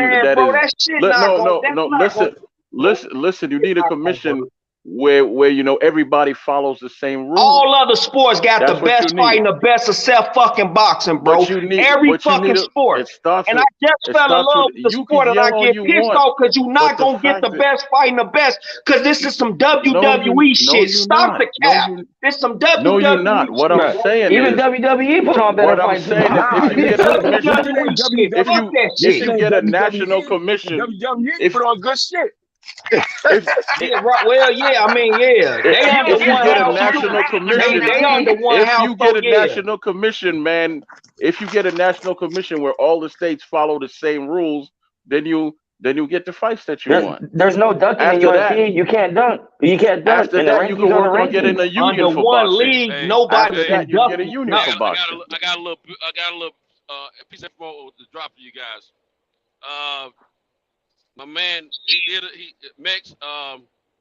Jake Paul, he's done a good job, but he hasn't he doesn't hold the highest purse payment to a female boxer. That would be Eddie Hearn. In 2018, Katie Taylor got $1 million. She's the highest paid female boxer ever. Back on the money, man. Money only goes to the one individual. It doesn't affect. What I'm saying is this fight with what's her name, Serrano and Katie Taylor. They're both getting $1 million. That's great, but it won't change anything for everybody else. That's where it starts, though. And they're headlining their own event. They're the headliner. They're the last fight of the night. They're not on undercard. Stop bringing up Chrissy Martin. She ain't where it started, man. Where did it start then? Where did it start? Everybody know Chrissy Martin. Everybody don't know no fucking Chrissy Martin. I'm going out to interview people tomorrow just because of this shit. So Troy, boxing So boxing works. So boxing is at the best the way it's set up now. I'm gonna give you the listen to me. I never said anything like that. I said no. What I said, what it needs to start is a national commission where everybody's on the same table and they follow the same rules. Boom. Now you have what's called a foundation. Everybody's following the same rules now. Now you could have a union for boxing and go from there. All these things take time. They're not impossible. That shit is will take a lot of time. Bro, it ain't never happened, bro. Boxing not new, so that's not never gonna happen, bro. Boxing not gonna never happen.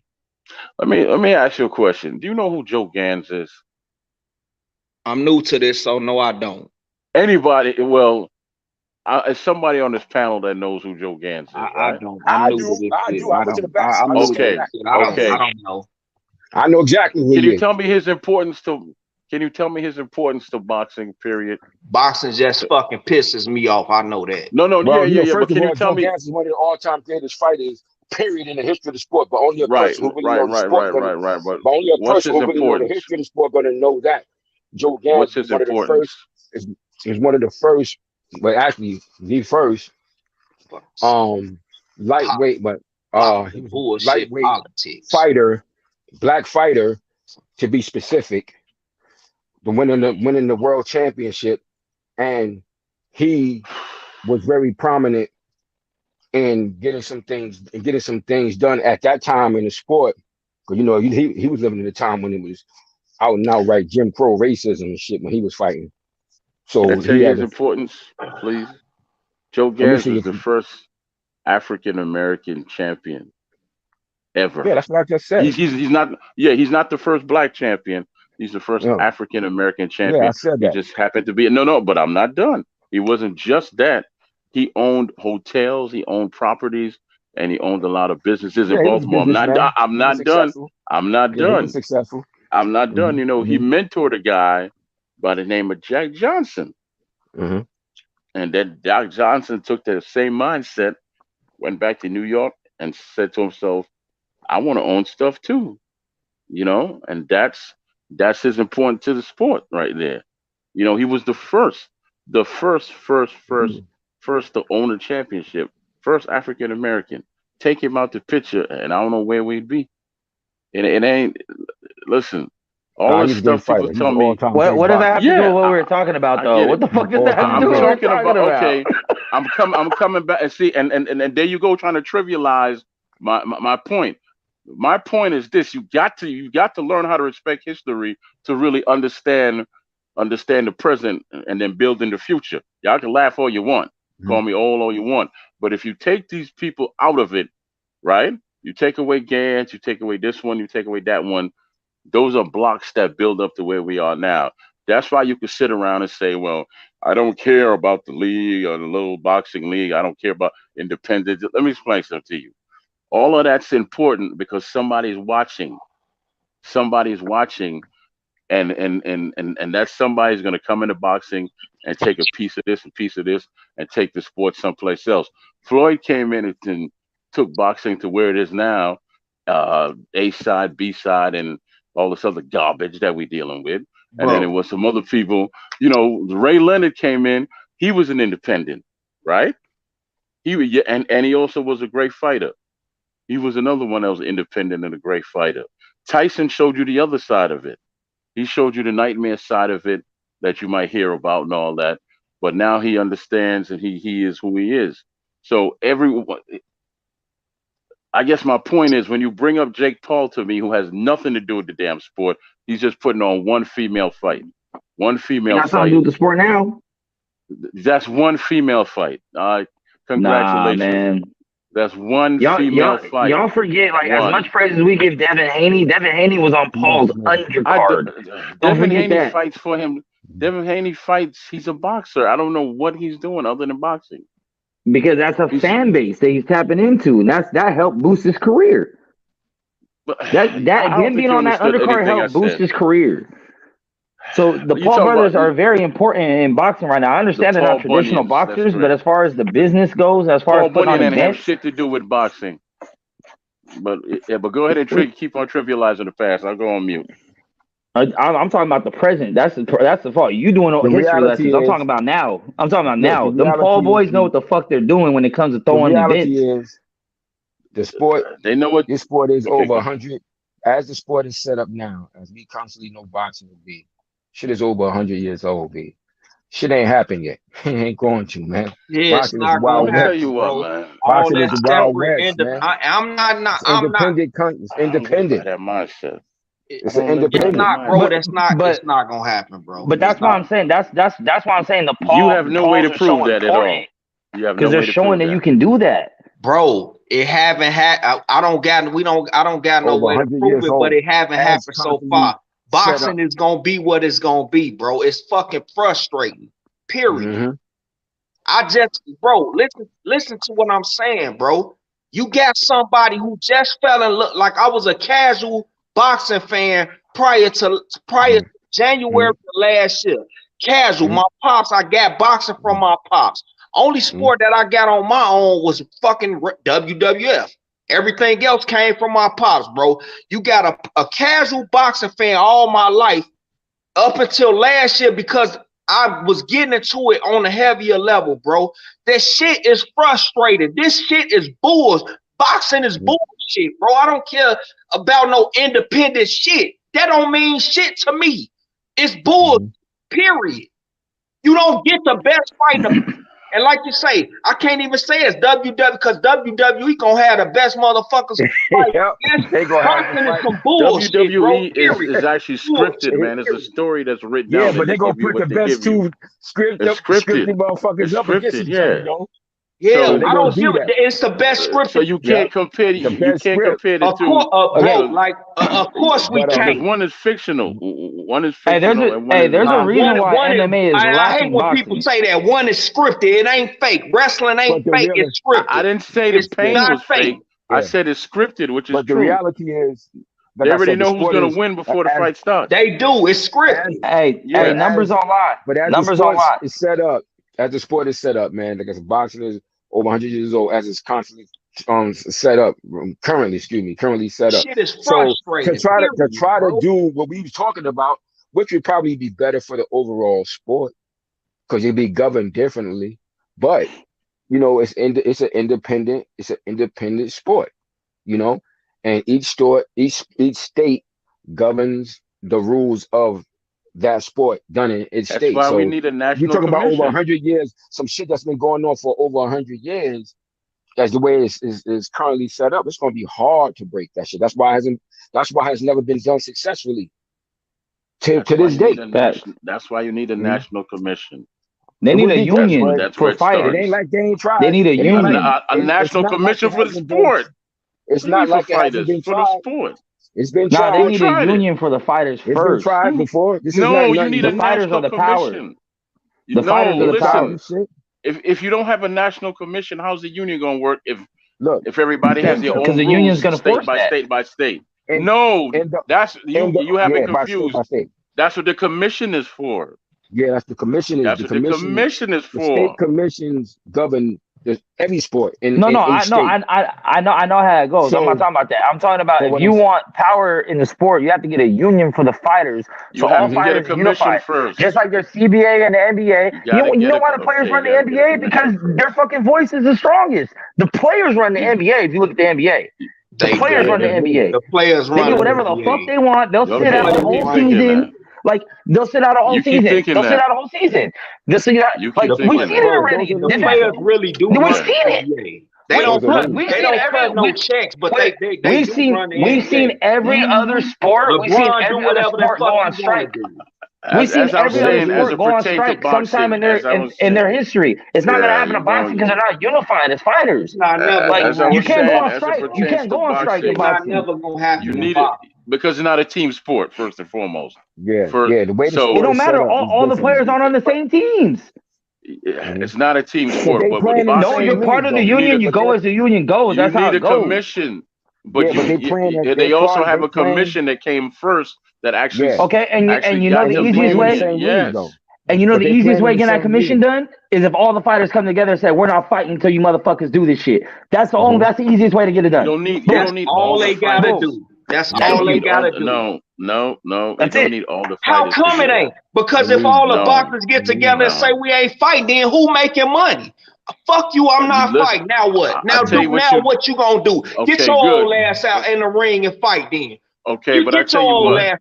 I'm not fighting. Fuck you. I'm not fighting. I tell you what, right? Let's just say fuck you. I'm not fighting. Fuck you. I'm not fighting. Everybody together right now.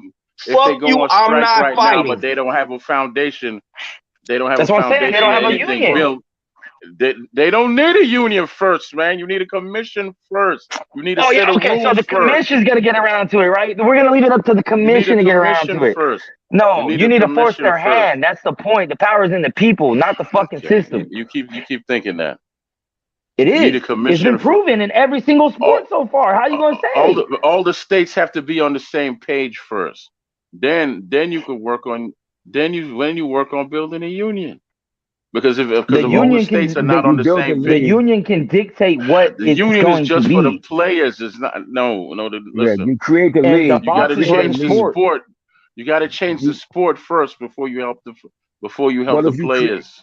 If you created a league, let's say you created a league, and you're saying that league is going to be a national league, right? You created a league first. You said it's going to be a national league, and then you get and you structure that league with the rules that are similar in each state, because each state has similar rules in each state. But there are some slight differences. But and so you have to go within those similar guidelines. So you form that league first. Now the league, Troy's right in this regard. The unions, that would be for the boxers. So that would have to come after that league is set up. Get a league going. I'll make it simple for you. Get the box. Yeah, so get a league. I'll make it simple for you, right? Get a league going. Yeah. Here, listen. You own a car, right? No. Let's say you're buying a car. You don't have the car yet. Why are you buying gas? Mm-hmm. That's as simple as that. Shouldn't you have the car come after first before you buy the gas? But the fighters are the car, though. Mm-hmm. Like think about it this way: if you just took the top 20 fighters in any weight class right now, and they put their resources together, they can start their own shit and their own league. And it's gonna be popping, baby. It's gonna be what are you gonna do? Didn't I say that about Canelo? 30 minutes ago? And y'all trying to tell me what I said already? But overall, you need a commission first. I just said everything you spitting back at me. I said to you first. You would have to have. So I don't know why you. But it would have to be a big percent of boxers. It gotta be It can't be 10, 20 boxers. It gotta be like most boxers. Do you even know what I'm talking about? So you don't know the number of fighters that was in the league. Oh yeah, I don't know. That's what it's called. I don't know, man. Go ahead and Google the Black Murderers Row and go start there. No, I understand what you guys are saying, because it sounds like I'm putting the carriage before the horse on this one, right? But what I'm saying is, if all the boxers were to get together, hypothetically, it's never gonna happen. If they all were to get together and say, we're not fighting until you guys figure some shit out. Yes, it's not them, and they gotta figure that shit out first. But that's going to force their hand to do it instead of say, we'll get around to it. Oh, yeah, we're looking at it. Oh, yeah, we're thinking about it. Like, no, say, we're not moving. They're going to do it that day. But it'll never happen, though, because people want their money. They're not going to say, fuck it. That's real easy to say for the top fighters. That's what I'm saying. What about that's what I'm saying. It's not going to work. Only making $250 per fight. Yeah, it's not going to work. That's what I'm saying. It won't work. It won't work. This hypothetical. Here's the thing, though. Motherfuckers ain't gonna pay to see that bum that's making $250 a fight if Canelo's sitting now and Charles sitting now and Wilder sitting now and Fury sitting now. I'm gonna give you another example. I wish I could remember the cat's name, but he fought on Showtime a bit. He was a 154-pound champion, and he lived out here in Maryland on the Eastern Shore. He was Colombian. He was a dark-skinned Colombian, and he lived in a community that was highly populated by what? Latinos. So, he put on his own shows out here, right? And he averaged $250,000 a year putting on his own shows. It's possible that as one boxer, if you're that sick of fighting fighting, for the powers that be. I want the whole. You could junior middleweight. You could do your own thing. To do that. He didn't fight on TV or nothing like that. None of his fights were televised or none of that. He didn't get no big names, but he fought frequently and he made his money. And he put on his own junior shows. middleweight champion. Yeah. He fought back in the early 2000s. He fought Edwin. Matter of fact, I'm gonna go on mute and look him up. I'll tell you. You can verify what I'm saying. That's cool. Okay, see, so now to bring everybody, I want everybody, bro. It's all I'm saying is, I don't know that I'm new to this. The Pauls already showed you how to do it though. The Pauls have just lined it up. All boxers to say fuck the belts, fuck y'all. Figure it out, and we're not gonna fight till y'all figure it out. But one of the problems I keep telling y'all, like with the sport of boxing, is different because it's such a wide open sport. Because if you did that, say you formed a national commission, boxing, first of all, is a worldwide sport. You got people fighting from literally all over the world. So you can't control those other fucking nations and what they ideology and what they think on boxing. Now, if you do that, you're going to create a national sport. You could do that. You be national champion, but you can't be claiming world champion then. You understand what I'm saying? But Best Pews couldn't they? But I understand that. But couldn't just say, for instance, could they just say, maybe we'll figure that out on the back end and just be on some United States shit? Nope, they're not gonna do that shit. Ain't nobody giving up. Ain't no boxer gonna give up the chance to be called the world champion for some national shit. But here's the thing though. It's 100 years. They can NBA that shit though. Ideology. It's 100-year ideology in the fighter's mind. When I was fighting, now my goal and my dream would have been to be a world champion. You understand what I'm saying?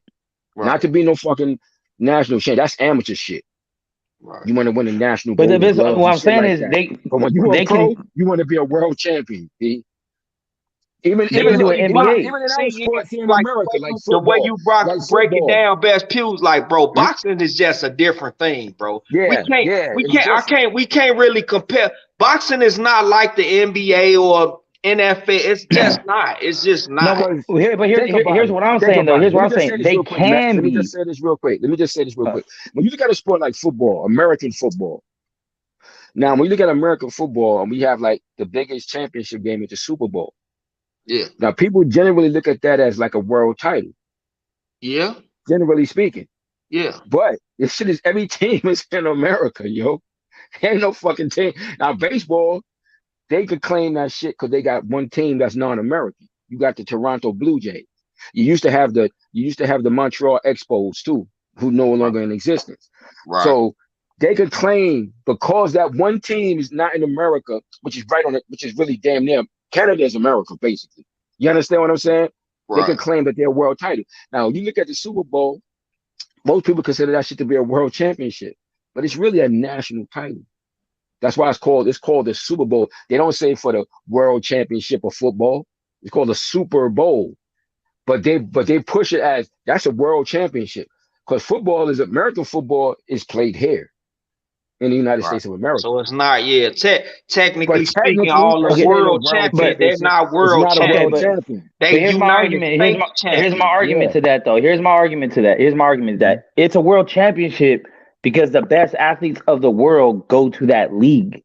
Just like the NBA. You can be the best player in Europe. You got to go to the NBA and prove it. And it's in America. All you get is going to be America. It's the best competition from around the world. It don't matter where it takes place. Yeah, but you got to remember though, but in the NBA got a team outside of America. The Raptors is not an American team. No, what I'm saying is the best players. If you're the best player in Europe, look how many. You got Giannis, right? He's not from here. He's not from here. All his games are played in the U.S. though, and he's a world champion. The best of the world come here to play. But the NBA can make that claim because not every team in their league is the United States team. They have the Toronto Raptors is not an American team, so they can technically make that claim. You understand what I'm saying? North American champions. Exactly. So they can. But what I'm saying, if you're the best football. if you're the best football player and you just so happen to come from Russia or some shit, you're gonna have to go to the NFL, and then if you win, like because my thing is not so much the location. League. It's because it's the biggest league. That's what it is. It's a league. Yeah, the NBA is a league. They got leagues in Europe. It's just happened. They got leagues in China. They got leagues in all of Europe. But we all know the best NBA one. But it's no boxing leagues. It's no boxing league. The biggest league for basketball, for the sport of basketball. It's no boxing leagues. But that's what I'm saying. Yeah. If somebody could just do a UFC of the boxing, take all the best fighters and that's it, you know? Because the UFC puts on shows everywhere, every country. They have a hub everywhere. You know, so it's like, you know, you can just say show boxing. It's not that hard. Just say the best of the best is over here, and everyone else's prospects coming up. You know, old, retired, whatever. You know, there's levels to this shit. We already know it. So why waste time with all these stupid ass commissions and rankings? You can just put the best over here. You know why they're wasting time with that shit? Because they're making a gang of fucking money doing it the way that it's already set up. The way that it's already set up. But here's why they'll make more the other way, because right now UFC is outselling boxing hand over fist. All the biggest pay-per-views and biggest pay-per-views are UFC because they put on the best fights. So if you made a league with the best fighters, you're gonna make more money if we just see nothing but these big ass fights from this one league, while everyone else's prospects coming up and you know, maybe Olympians getting their feet wet. Foreign fighters could come fight in such boxing leagues. Yeah, if you're the best of your country, you come over this league and you the best. In this league and wreak havoc. How are the fighters doing over there though? Because you know, I watch a lot of videos where like a lot of these guys still have jobs. Where? UFC, MMA, they still have jobs. They still have. Now they're doing better now. Fighters. That was early. Yeah, they're not getting paid. That's the problem with the fighters. Recently. Yeah, they're not getting paid. They're not getting paid. They're not getting paid. A lot better now. Yeah, they're doing a lot better now. They're not getting paid. Champions ain't busting $1 million unless you really like go crazy. Like the disparity between their pay-per-view sales and their salaries. You take a guy like Anderson Silva, right? You take a guy like Anderson Silva. He should have been a household name. He was something so pure and so amazing. He should have been a household name. But he if you know the sport, it's because of the time in which he was in the sport at his best. He was in the earliest stage when the sport is still developing. That's why. Now, if he came along and it's still growing.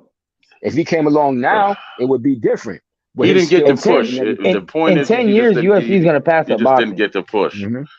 That's got a big following right now. They have a very big following. I've been hearing that for years. And you know, passing up boxing don't mean nothing. Passing up boxing don't mean nothing. You know, where's boxing? Boxing's stuck. So passing up boxing is pretty easy right now. It's really easy right now. So, you know, I just, you know, boxing, listen to me. These motherfuckers ain't making the fights. This is the worst. This is the worst generation for boxing ever. This is the generation that never did anything, and they have the nerve to talk about all-time greats and all the famous. You'll never be you'll never be an all-time great because you didn't do nothing. Listen, there are no all-time great fighters right now in this era of boxing. None. There's not one. Canelo will go down. Canelo will go down as one. He's not going to go down as an all-time great. No, he's not. He will. I can't necessarily. Because he has no one to fight. He has no one to fight. That's going to make him down to Canelo. Nah, fuck Canelo. Hey, I'm not a fan of how he handled his career, but when it's all said and done, he will be one of the all-time greats. His name will be mentioned forever. That's only smoke and mirrors, though. That's not really real. Who'd you say? Canelo's name will be mentioned forever. It will but it's not. He's going to be mentioned great, but not all-time great. He's just going to be great for this era, but not all-time great. No. The questions are going to be asked. Oh, you know, who will win between Hagler and Canelo? Like, those questions will be asked. Hagler would beat him. Tommy Hearns would knock him out more than likely, and Sugar Ray would outbox him. Yeah, Mike McCollum would definitely beat him. But they, you know, the way it's being set up now, he's going to be put in that category. Yeah, he's going to be put in that category. I don't think his name is going to be mentioned with them. Whether he really deserves it or not, his name is not going to be mentioned with them guys. That's a different story. But but the narrative is going to be that he's in there. Yes. Shit, I already hear people putting him. I had a debate with some guys a couple of months ago, trying to down Julio Cesar Chavez under him. I was like, y'all bugging. Hell no. Listen, and I wasn't even a Chavez fan, but I had a hell of a lot of respect for him because Chavez beat the who's who.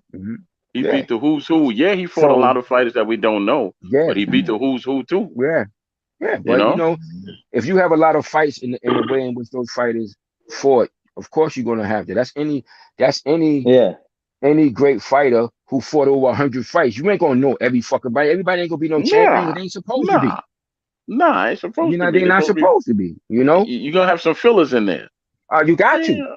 Everybody ain't great. Everybody ain't no great fighter. But it's no all-time great in this era whatsoever. Nobody. I mean, you can't necessarily say that. They getting there, bro. Just keep watching. They getting there. Because you have to judge the era. What I do is I judge the era by the era. I'm not going to compare this era to fucking 1980. I'm not comparing it. It's totally different. I'm not comparing it. I'm just simply saying just as you couldn't compare 1980. Just as you couldn't compare 1980 to 1940.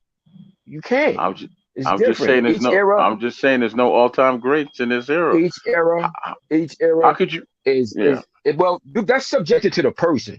You might feel that way. No, but how you gonna be an all-time great if you're going based off accolades and resume, he's in there. How you gonna be an all-time great fight once a year? Before that. But look, the narrative has changed. He got undisputed. It's not the same. So somebody from next generation not gonna look at it the way me and you would look at it. Nah. You can't expect them to. You can't give him all due respect, and I said, all the belts and all the names. That's it. I give him all due respect, and he's a great fighter. But the all-time great, I don't see him as an all-time great. You know, so that's what I'm saying. And you got to be right to feel that way. But you can't say Mex. You can't say Mex. Okay, here's a question. Here's a question for you OGs, and this is not no offense to me because I love this dude myself. But I'm saying coming from a young head. Why is Jack Johnson an all-time great other than the time he fought it? As far as resume and accolades, like who'd he be? What's his resume? What's his accolades? I'm saying if you're looking at it from a casual standpoint, 100 years from now, they're gonna look at Canelo's resume and be like undisputed, belt, beat this guy, beat this guy, beat this guy. Damn, he's good. Let me answer the question for you. Because he beat all the white men that they labeled as great in his era. He didn't label them white men great. They labeled them white men great, and he beat them. Can you name them? Who were they? No, I can't name them. I can't. I can't name them. Yeah, I know you can't, Fuse. I can name some of them. Jim Jeffries, who at the time when he retired was considered the greatest heavyweight champion of his era because he retired undefeated. Jack Johnson is the first and only man to beat him. That's why. According to them, because he retired undefeated, Jim Jeffries. He was one of the great white hopes that they pulled out of retirement. The man was 300 fucking pounds. He trained for a year and got back down to his fight weight, was 226 pounds. And then they threw him back in the ring with Jack Johnson, and Jack Johnson destroyed him. You understand what I'm saying? Smiled while he was doing it. He beat Tommy Burns, who he won the championship from, along with the fact that he was the first black heavyweight champion. He beat all these guys that he's right, Troy Wright, that they were saying were great. He beat those guys. So that's why I said you have to go according to each era. You understand? That's why I'm saying this era, Canelo's name will be mentioned. That's all I'm saying. If you're the best in your era, by the status quo, you're going to be considered an all-time great.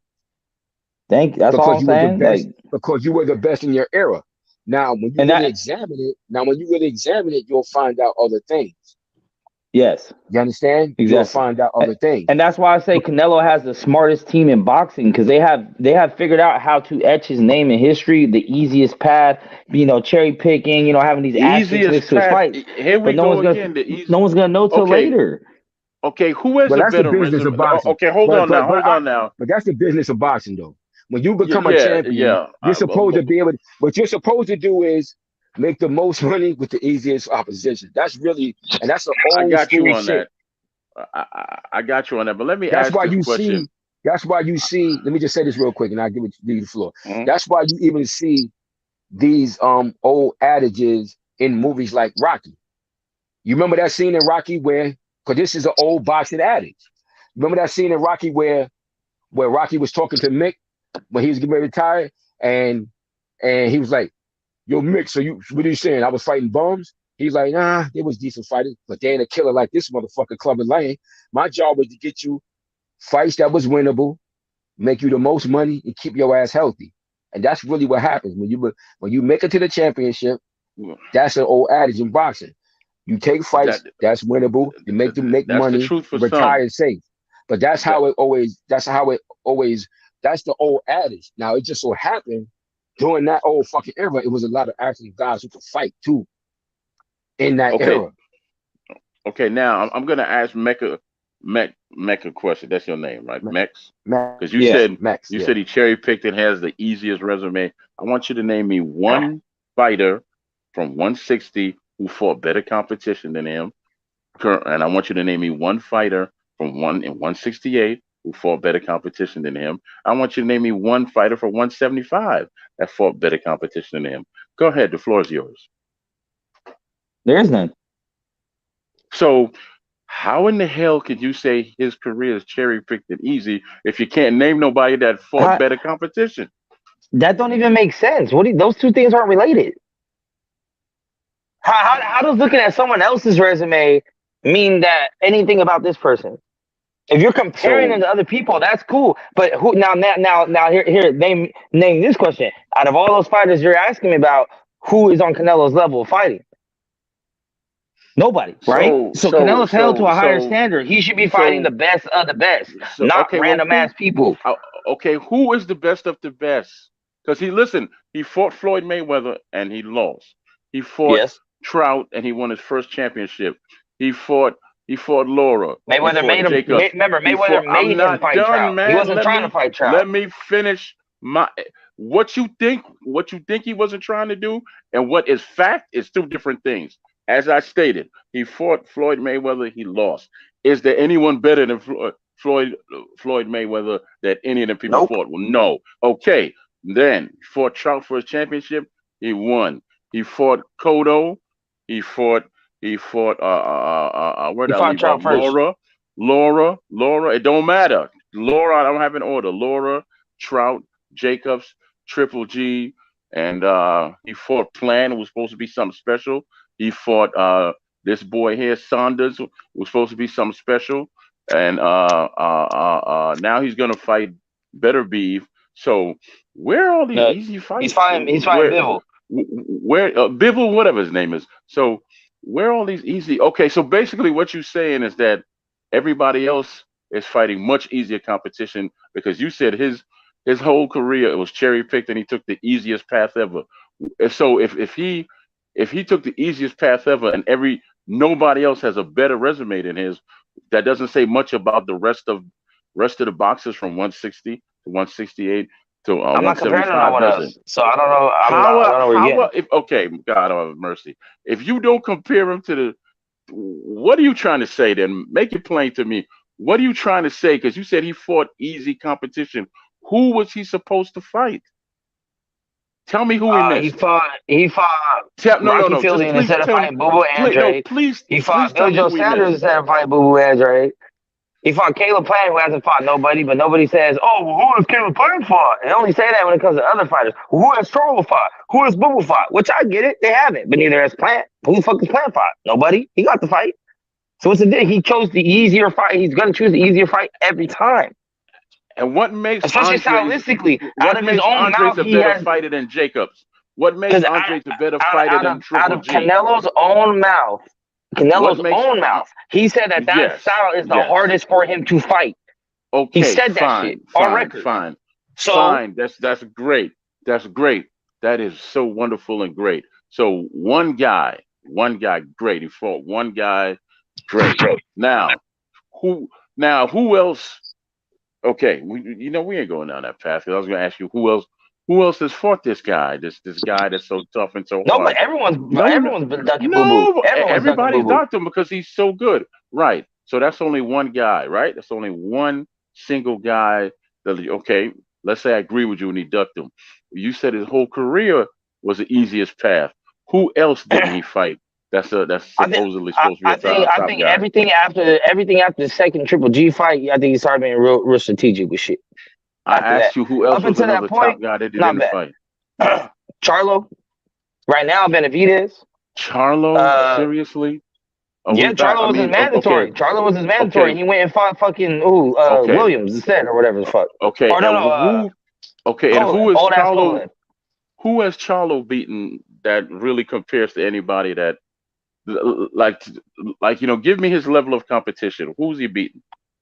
Well, let me say this real quick, man. Charlo has beat better fighters than Rocky Fielding or Caleb Plant or Liam Williams or Billy Joe Saunders. No doubt. Now let me say this real quick. Okay, go ahead. And Alvin and Yildirim. Let's not forget that. Yeah. Go. Let me just say this though. Like he's saying, what did he do? Who has he beaten to get that? The one thing you overlooking is this. Charlo became the mandatory challenger. It's not about who he beat. He became He did good enough to become the mandatory challenger. He earned that. Okay, great. So you can't take that away from him because he did enough to become the mandatory. Whatever he needed to do, he did that. And you're conveniently leaving out that contract that he was sent that he never accepted too. That was a fact. I mean, that don't happen. That don't happen. Okay. So why would Oscar lie about that, which could hurt his company? They said they sent the man $7 million contract, and what happened? He never took it. His own brother said, "No, you have the wrong Charlo. I don't turn down no fights."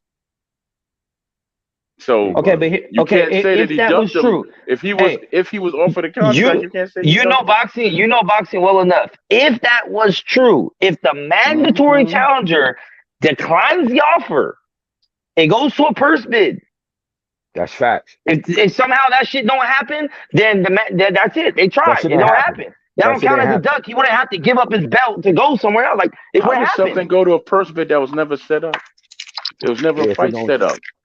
That's what a purse bid is for. You can't come to negotiation. What exactly is going to a purse bid? If the contract was sent to him and he turned it down, and he was the mandatory, it would go. He claimed he never saw the contract, but of course, his management said that they saw it. He claimed he never saw it. So what is his management? So his management saying that he turned it down? And he's not the first PBC fighter to say that he didn't see a $7 million contract. Louis Ortiz said the same thing. I did not see the $7 million contract from Anthony Joshua, but it was real though. But is his management saying that they turned down the fight? You know what? As far as the business side, I'm the wrong one to have the conversation with because I don't need no bits and pieces. Because I haven't heard no proof. I've heard this rumor. You haven't heard no proof? I haven't heard no proof of the management saying that. All I'm saying is this. So until they say it, right? I'm gonna think that it's just a rumor. I never heard of a mandatory turning down an offer and then the champ giving up the belt. That what? I can only go by what my eyes see. I can only go. Listen, I can only go by what my eyes see, and my eyes tell me that Alvarez has fought better competition than all these guys you have named. I agree. I'm not arguing that. I'm not arguing. Stop moving the goalposts, Troy. You keep doing that shit, bro. No one's talking about that. You said out your own mouth he cherry picked his whole career and he took an easy path. Did. What friggin' easy path did he take? Second half. He not made it for the whole career. What was second half? You talking about 168? He said after. You talking about 168? The second Triple G, yeah. After the second. Okay, so you talking about what he did at 168? It was nobody up there. He was chasing belts. No, I'm talking about 160. He only needed one more belt to become undisputed. He didn't want to fight Boo. He went he fought everyone from Rocky Fielding up, like strategic. Like none of those dudes at 160. That's why he went to 168. As soon as Benavidez lost his belt, he said, "Ooh, let me get that. I don't have to fight him." That's right. And then he's like, "I don't have to fight straight white boys. I'm in here, baby."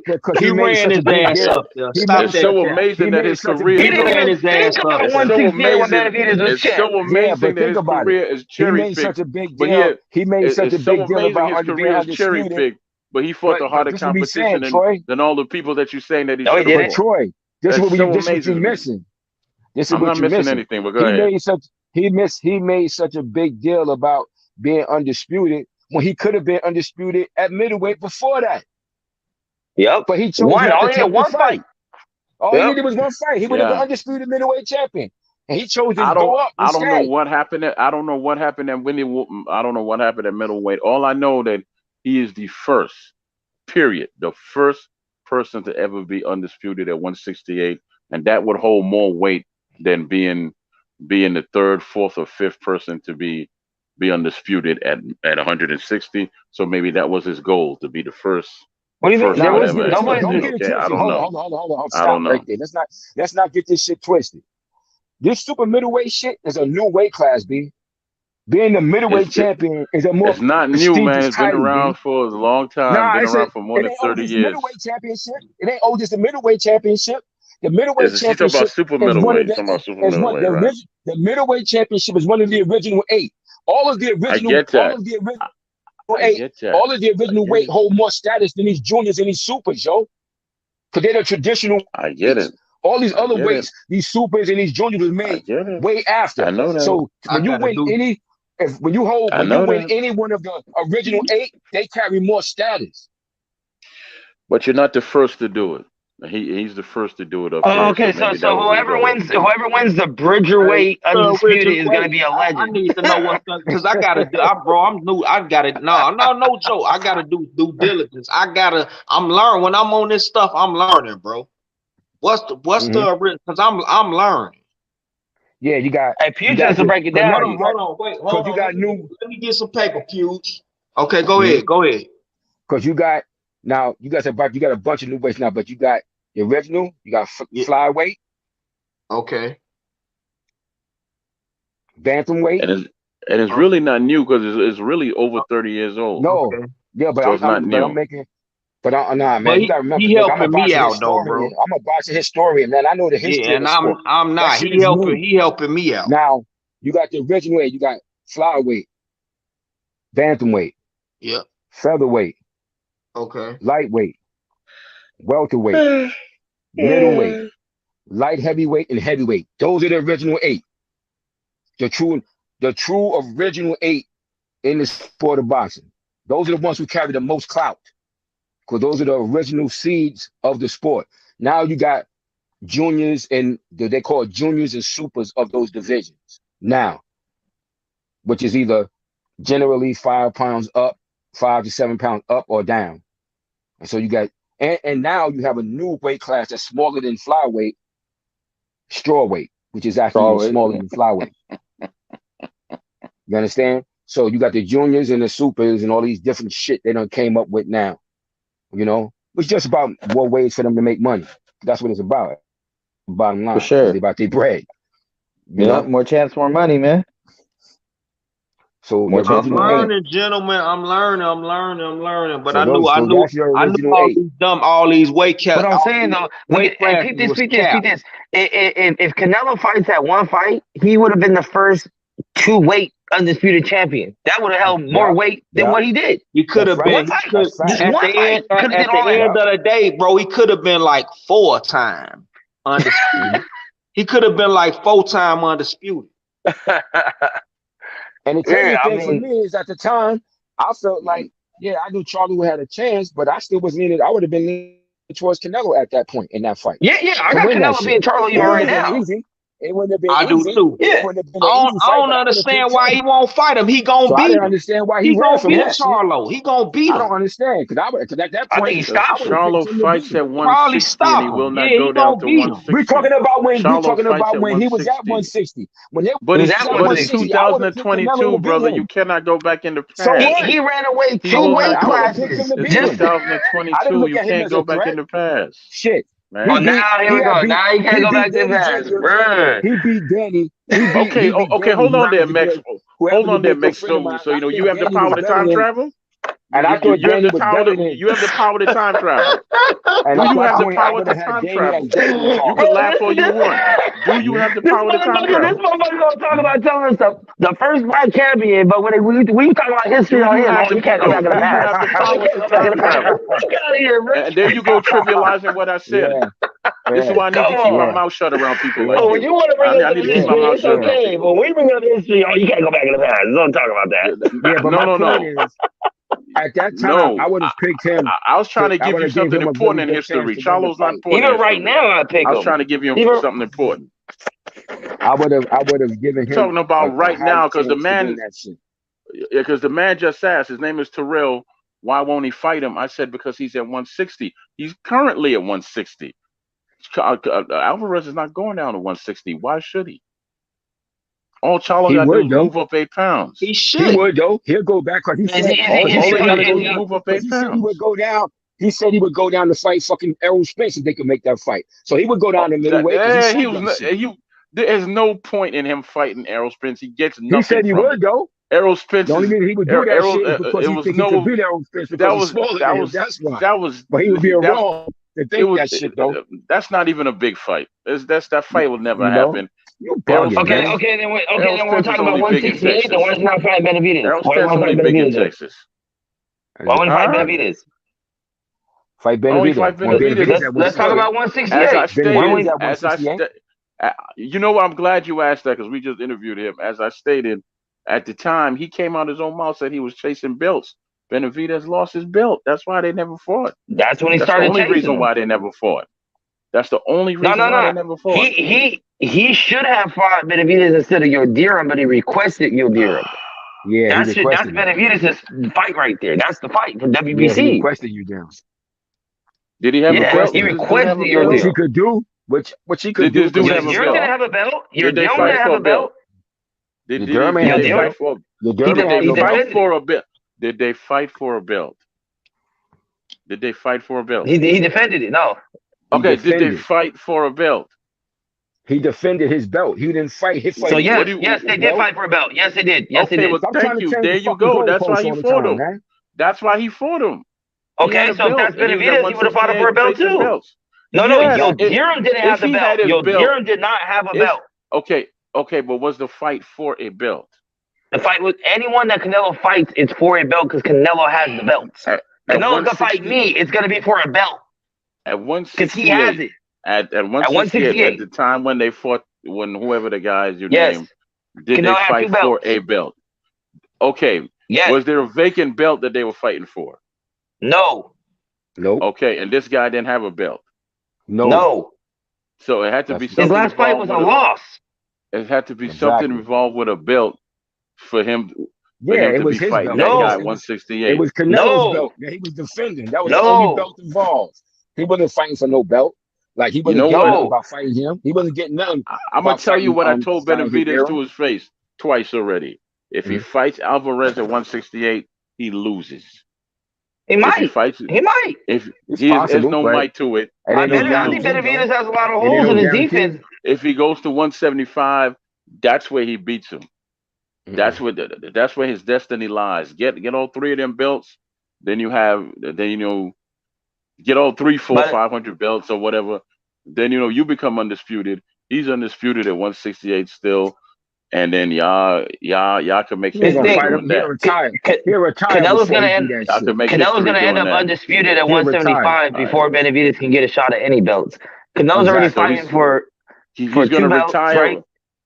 2 belts against Bivol. If he wins that, Beater Vive and Joe Smith are already fighting for the unification. So winner of that fights Canelo. That's all 4 belts. That's only 2 fights away. He's gonna get that before Benavidez gets a taste of any of those belts. Any of that. Okay. Well, I tell you what. Let's say that happens. Let's say that happens or whatever. Then let David move up there and fight and get a few wins under his belt and fight him anyway. It'll still be a big fight. If he wins, it'll be yes, because he's gonna be retired and he's afraid of him, right? He's gonna be retired. Yes, because he's afraid of him. I don't know where y'all get this that he's afraid of David Benavidez, man. He is. Why is he afraid? Why? Why is he afraid of him? I don't know. Ask him. Exactly. Get Canelo. Why did you say that you don't have a talking to you is like talking to my 17-year-old son? Seriously. His actions show otherwise. His actions show otherwise. What action? I mean, he's fought better competition. He's fought better competition than everybody. He didn't fight no one at 168 that was better than Benavidez. He didn't fight no one at 168 that was better than Benavidez. He fought 4 fights at 168 and none of them were better. Stop capping for Canelo, bro. Stop the cap. Stop. Come on, man. You know how many twists and turns you have done already in this conversation? You started off by saying he cherry picked. No. Damn it. You started off by saying the man cherry picked his whole career. Then I asked you, who else has a better resume and fought tougher competition? You said nobody. So how in the hell can the cherry picker have? But how does the cherry picker have better competition for better competition than everybody else? Okay, what does bringing anyone else into the conversation have to do with his choices? What are you talking about? You do realize you keep moving the goalposts. You keep moving the goalposts. What does that mean? No, I'm using your own words against you. I'm not moving no. So Floyd Mayweather fighting Conor McGregor wasn't a cherry pick. You start off by saying the man cherry picked his whole career. He took the easy path. Then I said, was Floyd fighting Berto and McGregor a cherry pick? Okay. Yes or no? Yes, it was. Does anyone have a better resume than Floyd? No, they don't. No. Both can be Look true. at what you're doing now. You're bringing up Floyd Mayweather. We talking Canelo. It's facts. And then you turn around because you love Canelo. And you say that Charlo don't have a. Bro, that's what I'm saying, bro. Like, we ain't gonna get nowhere, bro. Boo Boo hasn't fought better competition. David Benavidez hasn't fought better competition. So Boo Boo fought better competition than Caleb Plant. So if the cherry picker has fought better competition than all the guys you want him to fight, that don't say too much. How is he taking the easier path? What does that have to do with anything? You said this. I'm using your words against you. So you're saying the only people that are allowed to fight Canelo are people with a resume as good as his, which means he would fight nobody.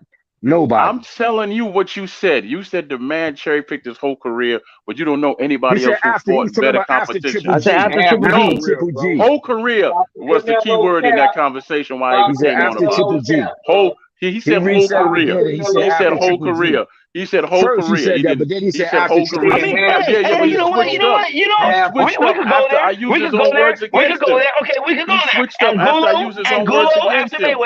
But we'll go there. We'll go the whole career. Yeah. And Gulo after Mayweather, that ain't a top competition. Little old Cotto, don't forget that was at a catchweight. That wasn't motherfucking competition. Like, he was a whole weight class heavier than Cotto. That's a cherry pick. Amir Khan. You can name anybody you want. Because at the end of the day, yes. What are you talking about? You can name his whole career. But you're still going to tell me that Charlo, David Benavidez, and Andres didn't fight competition that matched his. It don't matter if you go down. I never said that. That's not even the argument. And you're still going to tell me. And you're still going to tell me that he beat. Stop moving the goalpost. You gotta fight all the best in your division, bro. You're still going to tell me that you believe. You gotta fight the best in your division, bro. You're still going to tell me he beats Charlo. Love Canelo. You gotta fight the best. You gotta fight the best in your division. You're still going to tell me that he's going to beat Andres. You're still going to tell me that he could beat Benavidez at 168. So what is your point? What is your point, man? With this Canelo shit. What is your point? Because I'm simply using your words. I cannot talk to you. What did you a grown man? I don't know what cap is. I don't know what that is, man. You know what cap? Cap, you bro, come on. I don't know what that is. But Troy, stop. Stop capping now, bro. You capping now. You don't know what cap is, bro. I understand that. I'm 40 years old. I'm not 20. It's just I know another what. adjective. Stop capping, bro. Stop capping. It's just another I'm 40 adjective. And I know. Come on, man. bro. It's just all it is just another adjective. Man, come on, bro. Canelo don't mean nothing. Back to what I'm saying. All I've been doing is using your own narratives against you. Troy got Canelo picture. Canelo, bro. Canelo could whoop David Benavidez's ass, and nobody would say nothing about the rest of Charlo. And if he whooped David Benavidez, I wouldn't say shit. And said he cherry picked. I don't give a fuck if he don't fight Charlo. If he whooped David Benavidez's ass, you said he could beat him. So how is he tough in competition? Can he beat Andres? Yeah, he can beat him. Can he beat Benavidez? Yeah. He can't beat shit till he beat him. Fuck that. He can't beat him. I think he'll beat pretty much everybody. David Benavidez, he don't gotta beat none of them. He don't gotta beat them dudes. Let me tell you what. David Benavidez is special, but like I told him when he came on the show Wednesday, right? If he stays at 168, he won't be special. If he goes to 175, that's where his destiny lies. But let me just say this. Charlo, Boo Boo, Benavidez are better competition than Plant, Williams, Smith, Yildirim, and Billy Joe Saunders. I agree with you. Okay, so there's the cherry pick. Boom. You agree, then you agree cherry pick. That's a cherry pick. Thank you. Thank you. I'm done. Thank you. Have a nice night. Guess what? We talking Canelo, Benavidez, Charlo, and Andres, and you already said that he beats all three of them. So what's the point of you bringing him up if you already feel in your heart he's gonna beat all three of them?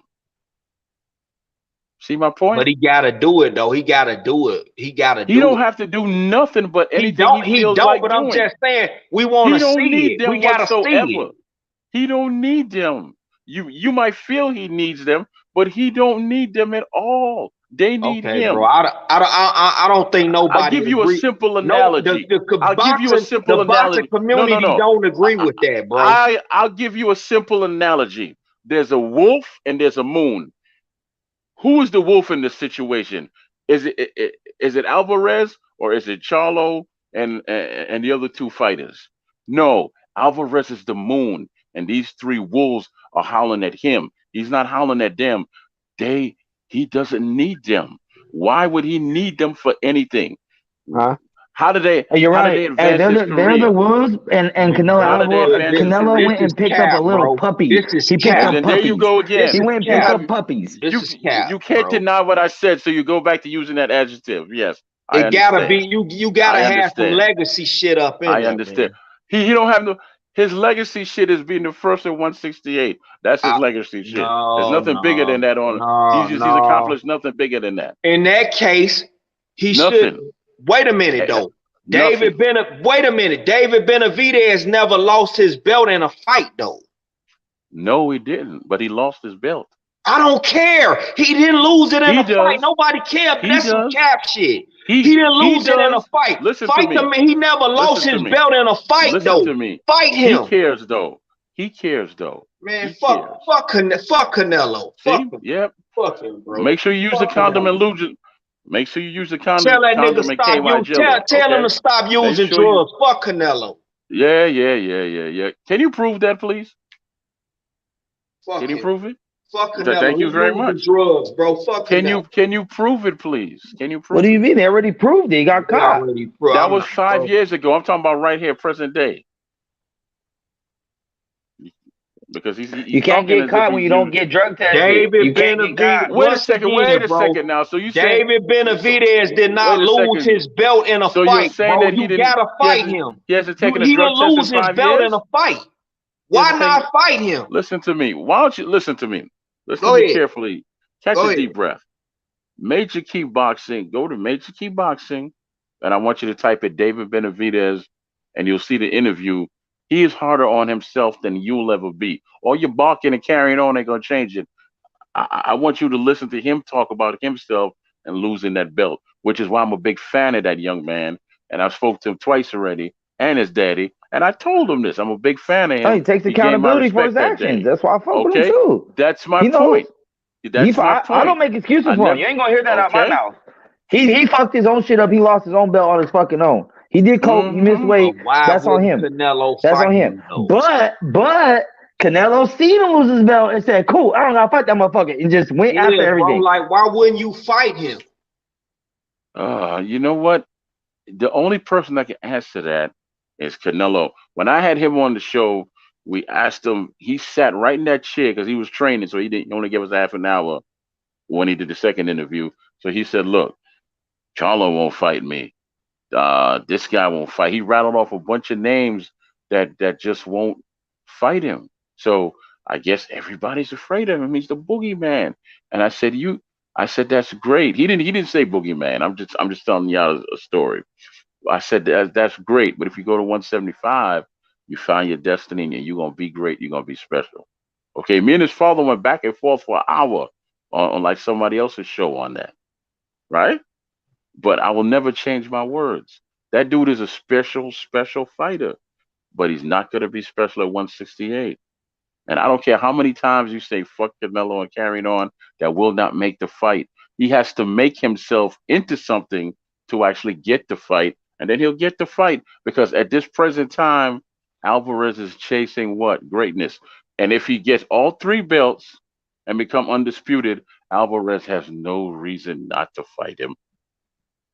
He has no reason not to fight him. Then you could question, hey, why ain't he fighting him? Right now, he has no reason to fight Charlo. Charlo brings nothing to the table at all. He has no reason to fight this boy here, even though I like both of them in fighting in the ring, but they don't bring anything to where he is. And what does Bivol bring? A belt. And an air of danger. And an air of danger. More danger than Benavidez? I don't know. Okay, but and then if we're going to talk about the money aspect of it, because I believe in fighters getting their money, I'm never mad about the bag. I didn't say about. I'm gonna bring it up though. I'm gonna bring it up. I don't want to talk about money. A Benavidez fight, for 4 belts is a way bigger fight than Bivol for 1 or 2. Okay, but Benavidez don't have 4 belts. No, I'm saying Benavidez is obviously at 168. Okay, Canelo's beat everyone. He got all these belts. Benavidez would be next up. At 168, there's not a better fighter than him left. This would be a Cinco de Mayo or a Mexican Independence, Mexican on Mexican, for the 4 belts that are all Canelos. Benavidez don't have one. That would be a crazier, bigger pay-per-view than fighting Bivol for 2 fucking belts. What are you talking about? I mean, you said so why did you take the bigger fight? What did you just for money, for all that shit? I am so confused by what you just said. What did you just say? Benavidez is a bigger fight than Bivol. That's what I'm saying. Okay, that's great and wonderful. It ain't gonna happen until he makes himself bigger. It's another duck. It's another cherry. It's a duck. Yes, it's a cherry. Look, yes, of course. His whole career he's a duck and great. But at in the same breath, you said Alvarez was an all-time great. So he's a duck. Okay, so he's a duck and all-time great. Do you realize how stupid that sounds? How could you be a duck and an all-time great at the same time? I say he'll be considered all-time great for sure. Clear your throat. Look at the names he has on his resume, because 100 years from now, you're just going to look at the resume. So you're going to see Mayweather, you're going to see Triple G, you're going to see Laura. You're going to see that's what it's going to look like. But you're not going to know about the rehydration clause with Danny Jacobs. You're not going to hear about Become Beautiful. You're not going to hear about the WBC actually raising the level of the drug you can have in your body, specifically for Canelo Alvarez. You're not going to hear about Triple G getting fucked out of that first fight. We all know he fucking won. Like, you're not going to hear about that shit 100 years from now. Nobody won that. Let me explain something to you. Man, Triple G won that first fight. Don't start with that shit. Nobody won that first fight. Nobody. Now, this is how I feel. This is how I feel about it. Honestly, they should have gave the fight. They should have gave the fight to the champion, because neither one of them stepped on the gas and took the fight over. And in that case, if you're gonna make it a draw, just give it to the champion. But a draw is fair enough. A draw was fair, so I was cool with the draw. Second fight, Triple G got beat. Period. He lost. There was no robbery. Second fight, Triple G got beat, which was also when Canelo popped dirty, only got suspended for 6 months and moved this shit from May to September, which doesn't do anything for the dynamics of that fight. That's great. That's great. So we all know that he lost the first Triple G fight. Clearly, he's an all-time great juicing ducker. You got a lot of adjectives next to his name. He's all-time great. He's all-time great. You know? Great. He's great. You know, I'm not mad at it. Hey, Roy Jones Jr. is all-time great, and you don't got 10 fire-ass names on his resume. He got maybe 5, but his skill made him great. Roy Jones Jr. What about him? He's an all-time great, but his resume is not heavy. He got about 5 major fights, and that's it. That's what you think. He fought a whole lot more than just 5 people. He fought a whole lot more than just 5 names. You might know only 5 names, but he fought a whole lot more than that. I'm talking. Look, the sport moves as the casuals move. That's what you need to remember. Like, we're diehards, but the sport moves as casuals. You can't tell me nothing about that. No. That's it. No. Casuals is the ones that bring all the money to the sport. They just bring money. But you bring all the money. You saying that man only have 5 wins on his resume? That is your opinion. That ain't no fact to that. But that's Give me 6. Hey, put me up on game. I'll go on mute. Put me up on. I'm not gonna go Google Roy Jones and start Googling fighters for you. If you know, you know. If you know, you know. Like we all know. We all know Tony, right? We all know Hopkins, Tony, Calzaghe. There's 3. I'll give you 3. Just give me 3 more. I don't know his entire resume at the drop of a dime. I'm sorry. Hey, you want to talk about Mayweather Ali? I bet you come up more than 5 for Ali, right? I don't give a damn about his career either.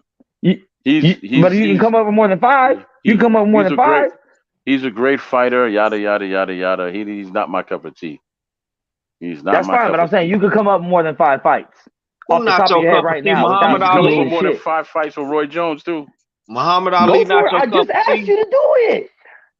I already told you point blank. I'm not googling nobody's name. You right can't. Now. You don't like. You don't like Muhammad Ali. We mean like, man. As a fan, of course I appreciate the man. Of course I do. He's a great fighter. So what are you asking me?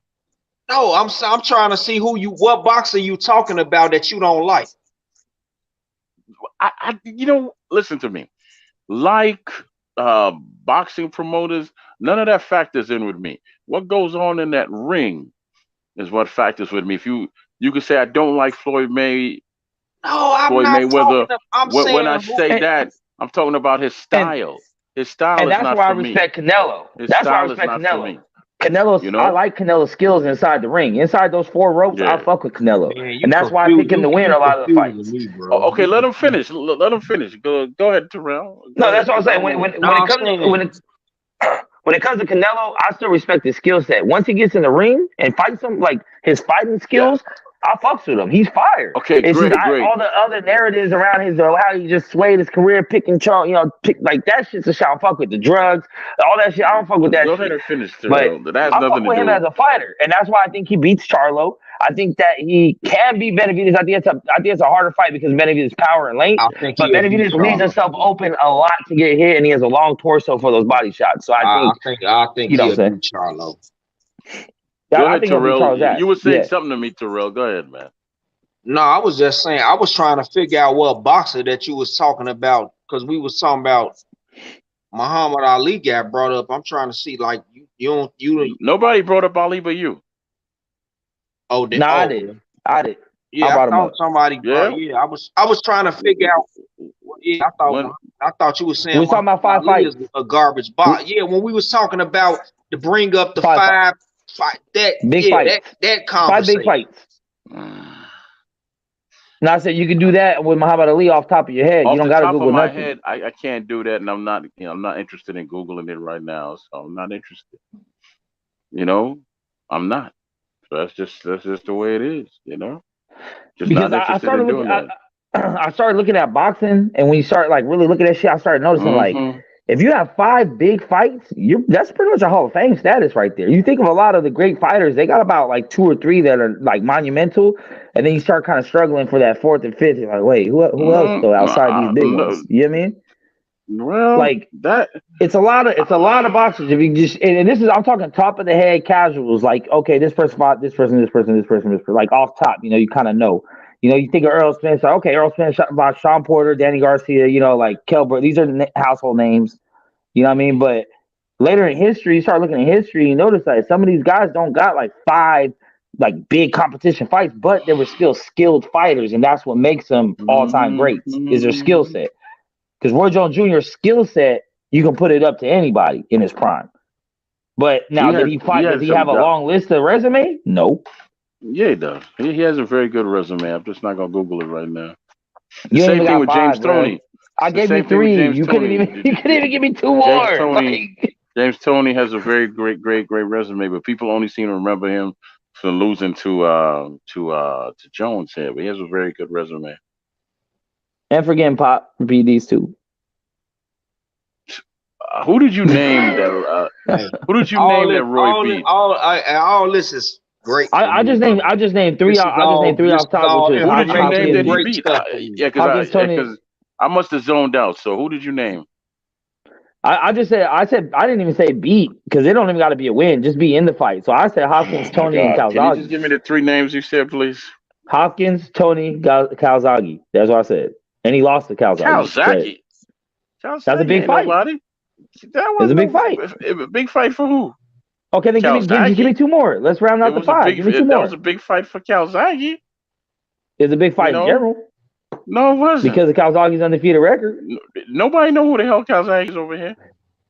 I mean, Antonio Tarver wasn't a big fight. It's only big because Roy got knocked out and lost because he lost. But at that point in time, nobody was looking at Tarver like he was Roy Jones' equal or was oh my God, it's gonna be a tough fight. We watch out. Like, no, there's no big like. And then when you look at someone's, but so this is what I'm saying. I can tell you another Hall of Famer that he beat.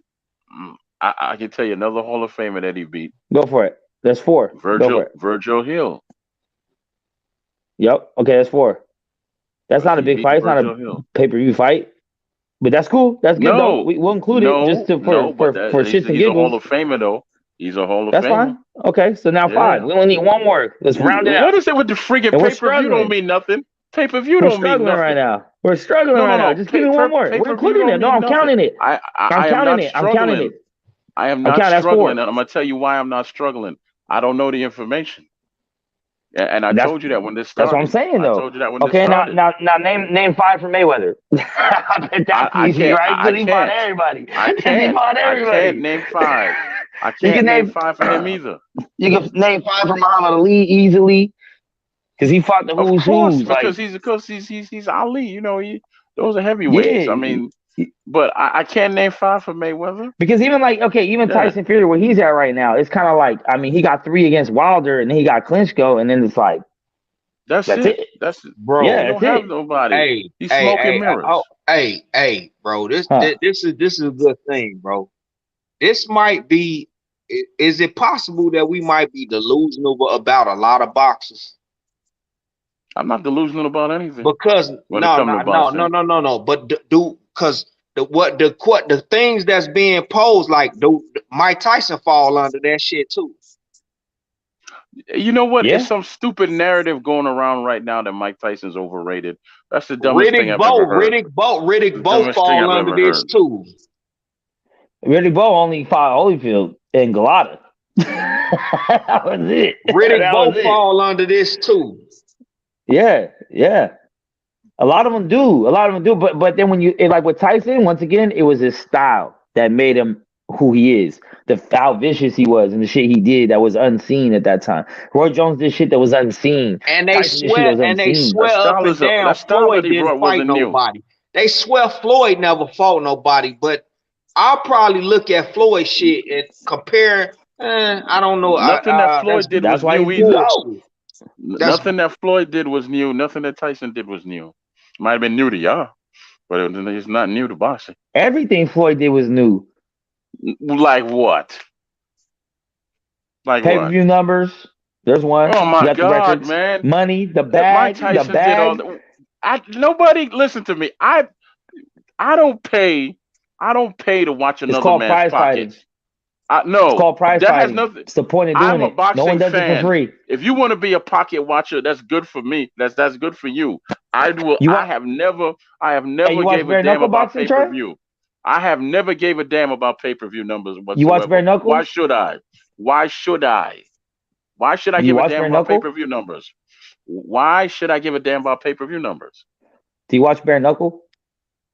No. Now, why should I give a damn about pay-per-view? I thought you were a fan of boxing, bruh. That's not boxing. That's boxing. That's pure boxing. That's pure boxing. That's pure shit. That's pure boxing. Different. That's no gloves. No. That's just how you get down. You can't talk to me. You cannot talk to me if you think you seriously. It's called prize fighting. It's done for the money. You cannot talk to me. None of these boxers fight for free. You could fight.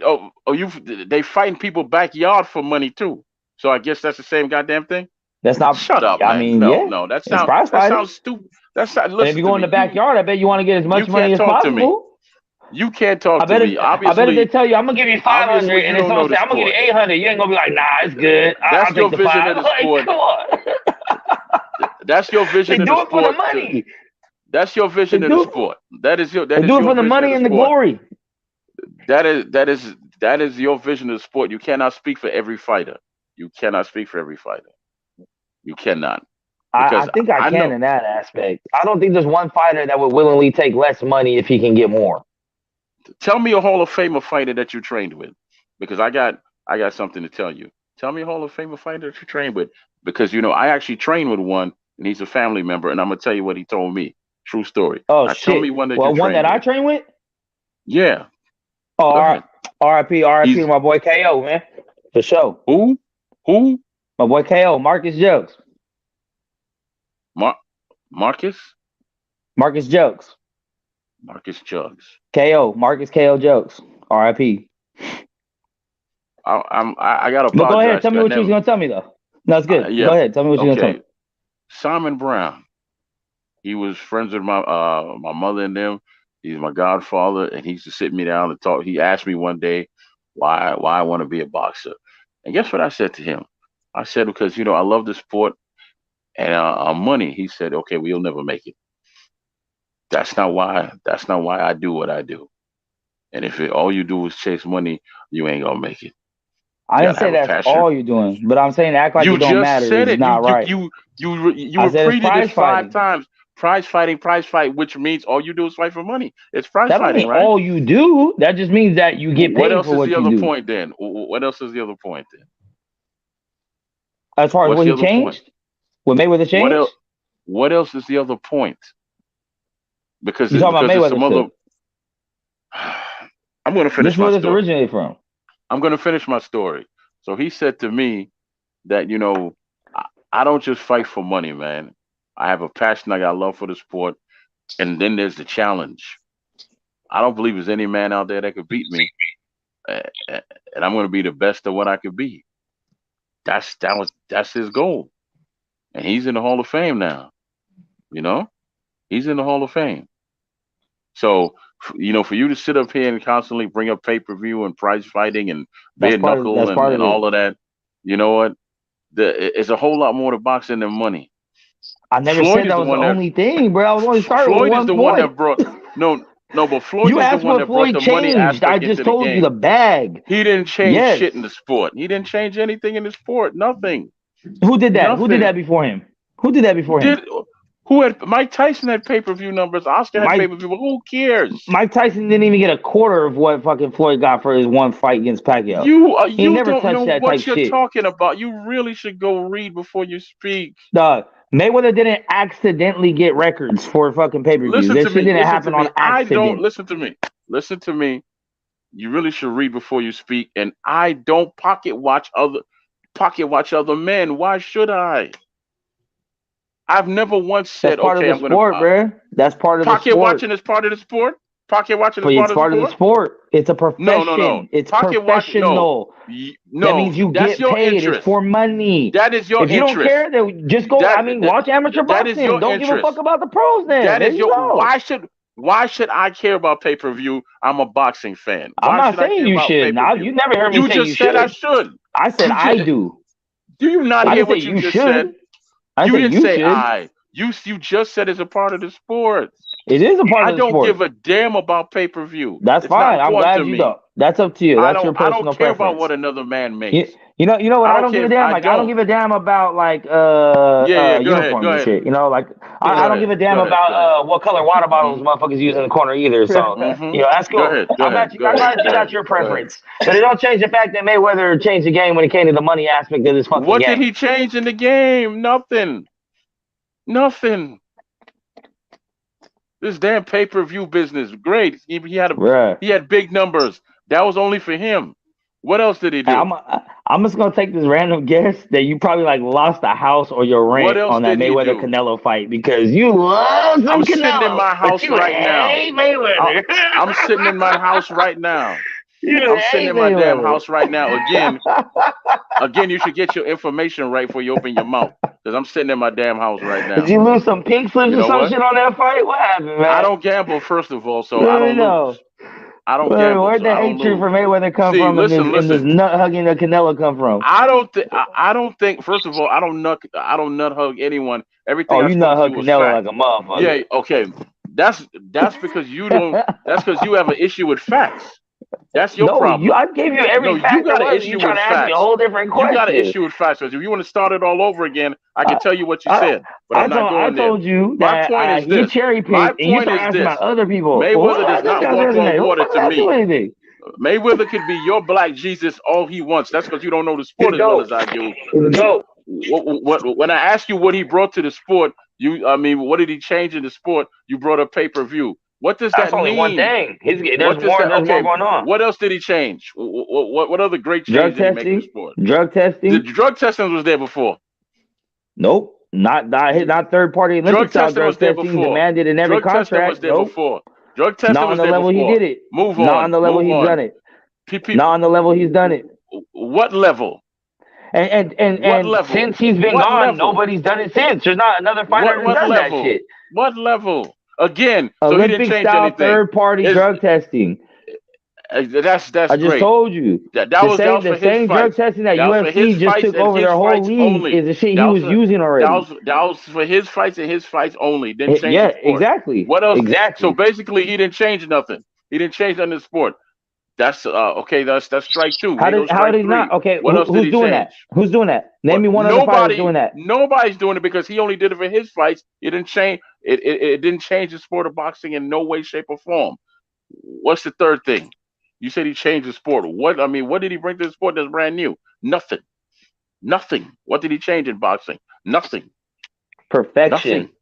The same reason why all these fighters are scared to take a zero and they won't take big fights is because of that. That's why they won't take big fights. They want to go undefeated. And that's why Terrell is frustrated because of Mayweather. It's true. Won't take the fight. I didn't say he changed the sport for the better. I said he changed the fucking sport though. Okay, so basically he brought the sport down, and you praised him for bringing the sport down. That's what you're saying. Nah, because here's the difference. Mayweather had the heart to fight everybody. Mayweather had the heart to fight everybody. He wasn't scared to lose to nobody because he knew he wasn't going to. These fighters are scared to lose. They're scared to lose. Because if you thought you could beat these motherfuckers, you just go beat them easily. You easily do it. You'd be like, this motherfucker's overhyped. He's a hype job. I'll knock him out right now. Line it up. But instead, they're like, I don't know. I don't want to take that L. Where did they get the whole where did they get the whole narrative that they got to keep their O? Because Mayweather did it. Narrative? Okay, so he was the one to start that. He became the standard. Everyone's trying to pass him now. They're trying to get more money, he's get the record, all that shit. He's a standard for everybody. What record? He's a standard. Because as great as Canelo gets, and I know it hurts your soul, as great as Canelo will be, what record, man? He lost to Mayweather. What record, my man? What record is did he set in boxing? 50-0. 50-0. And 51-0 is greater than 50. No draws. No draws. I said 0 and 0. It don't matter. No draws. It's no draws. It's still a O. No it's ties. No loss. No ties. No ties. So you can't say nothing. It's no ties. Nope. That's not perfect. If it's a tie. It don't matter. Perfect. It's perfect. It's perfect because he didn't lose. That's not perfect. He did not lose. Not perfect. So you can take that. You could take that and flush that joint down the toilet. Bro. No. Nice try, dog. It's a fact. And there you go again. You have an issue with facts. You have an issue with facts. No. You have an issue with facts because I said my shit first. You have an issue with facts because you have a broke back relationship with Mayweather. I pull that bullshit. No, ain't no bullshit. 51-0. 51-0. It didn't work. It didn't work. He didn't take any losses. He didn't take any losses. He didn't win. He didn't win that fight either. You can laugh. He didn't win that fight either. On all you want. He didn't win that fight. He didn't win that fight. He didn't lose it either. He didn't lose it. He didn't win it. Guess what? They would have won all his fights. All of them. Yeah. He won all of them. Every single one. Guess what? All of them. Guess what? Guess what? Guess what? Lopez won all 51 of his fights too. All 51 of them, he did. He tied one of them. That's not a win. He won all 51 fights. Then he got a tie. Yes. And he's still what? Undefeated. Okay. Let's compare them. Let's compare their resumes. He's still it don't matter. You go ahead. Oh, now it don't matter. Go ahead. Oh. You can bring up their resume. Let's not forget that Floyd fought the most champions of all time. Let's not forget that either. We want to go there. Listen to me. Level of competition. Listen to me. Let's not forget that Floyd's never been knocked down in 20 years. Never even hit the canvas one time. That's so wonderful. Fighting the most champions. Fighting the most champions Zab got him. Of a full-blood era is really not that impressive. Where Sugar Ray Robinson has 19 champions or something that he fought. Roy has not Roy. Floyd had 22. Sugar Ray was in a one belt era, and Floyd only beat him by 3. Huh?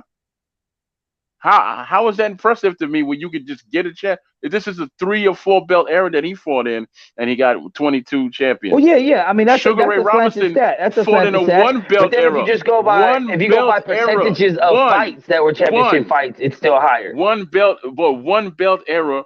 And okay, all right. And we'll forget all about that. I'm not even gonna. We'll forget all about that. You win, okay? You win. Now let's go next. Let's see who had the highest connect percentage in boxing. The highest times that I throw a punch and punch you in the face in boxing history. Who's got it? Floyd, and why should I care about that? Jr. Floyd. And now let's go on the other side. Who has been landed on the least in boxing history? Floyd Mayweather Jr. Because that's what the fuck the sport is. It don't get hit. And who was the most boring? Hey, professional is easy, baby. He has no fights. He has no fights of the year. He has no outstanding fights. He has no fights. Professional. What are you talking about? None. What? Okay, name me one fight. Name me one fight that he has that can compare to Tommy Hearns and Sugar Ray, their first fight. Just one. Name me one fight that's on that level. Because he's a great fighter, right? He's an all-time great fighter, so you need an all-time great fight. What's his all-time great fight? I got a couple of them. I think Terence Crawford. No. All you gonna do is name fight. I said name his all-time great fight. What's his all-time? He's got too many to choose from because he's a GOAT. Name one for me, please. Name 2. Go ahead and name 2 for me. Go ahead. That's hard. Is it? Okay, wow. That's hard. He has too many great fights, man. That's like saying they were so great, you could name them already. Greatest fights. If they were so great, too many. If they were so great, you would name. But no, it's not. Telling me Frazier Ali. You're only telling me 2. Frazier Ali. Conversation over. Frazier Ali. Conversation over. Anything else? I said name 2 of his all-time great fights. That's all. Go Terrell. Name the 2 fights that everybody knows him for. Casuals and hardcore fans. There's 2 great fights that everybody knows him for. Pacquiao Canelo. De La Hoya. Pacquiao Canelo. De La Hoya. Nobody knows him. So nobody knows De La Hoya, Pacquiao, and Canelo. Pacquiao and Floyd was not a great fight. Pacquiao. Why? Because Pacquiao didn't win. It sucked. That fight sucked. That fight was Floyd nullified Pacquiao's whole offense. He told you guys before the fight what he was going to do. That fight was garbage. The fight sucked. Hey, but why did it suck? Why did it suck? Who else was the other fight you named? That wasn't a good fight, bro. Okay, no, it wasn't. Why did it suck? What was the second fight you named? Because Pacquiao didn't do what Pacquiao does. It wasn't. It didn't suck. We knew what Floyd was going to do. What was Pacquiao's 30-punch combinations? Where was that? Where was Pacquiao's killing instinct? Where was Pacquiao's speed and angles? They didn't exist when he got in the ring with Floyd. What was the second fight you named? Okay, well if Pacquiao was such a garbage. Okay, no, neither one of them were great fights either. Now, listen to what you just said. Oh my God. Listen to what you just said. You said Pacquiao didn't do that, didn't do this in the fight. So how the hell was the fight a great fight? Because Floyd's the one that made him not be able to do that. He took his shit away. Floyd said there's interviews before. Floyd said that bouncing shit isn't going to work with him. How did he take it away? With his lead hand, angles, footwork. Pacquiao don't got the footwork Floyd got. Floyd got a pivot. Pacquiao got a bounce. There's a difference. What actually made that fight great? Just tell me what made that fight great where people could say, well, I want to go watch it over and over again. It's the biggest fight of all time, and he beat him. That fight sucked, and you know that fight sucked. Why? Moving on to the next fight. Why did it suck? Because hold on. There was no action in the fight. Sugar Ray Leonard and Hearns was a better boxing.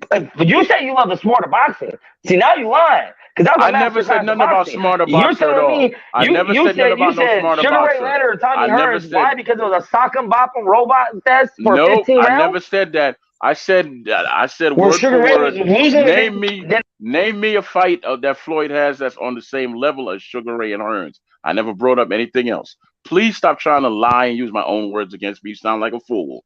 Keep on going. Go ahead. Please, just cut it the hell out. Cut it the hell out, man. He has no all-time great fight. How do you? None. If you think okay. Hold on, man. Because he had no close fights. Because he had no close ones. I'm learning here, bro. So let me get this straight, Troy. Yes, sir.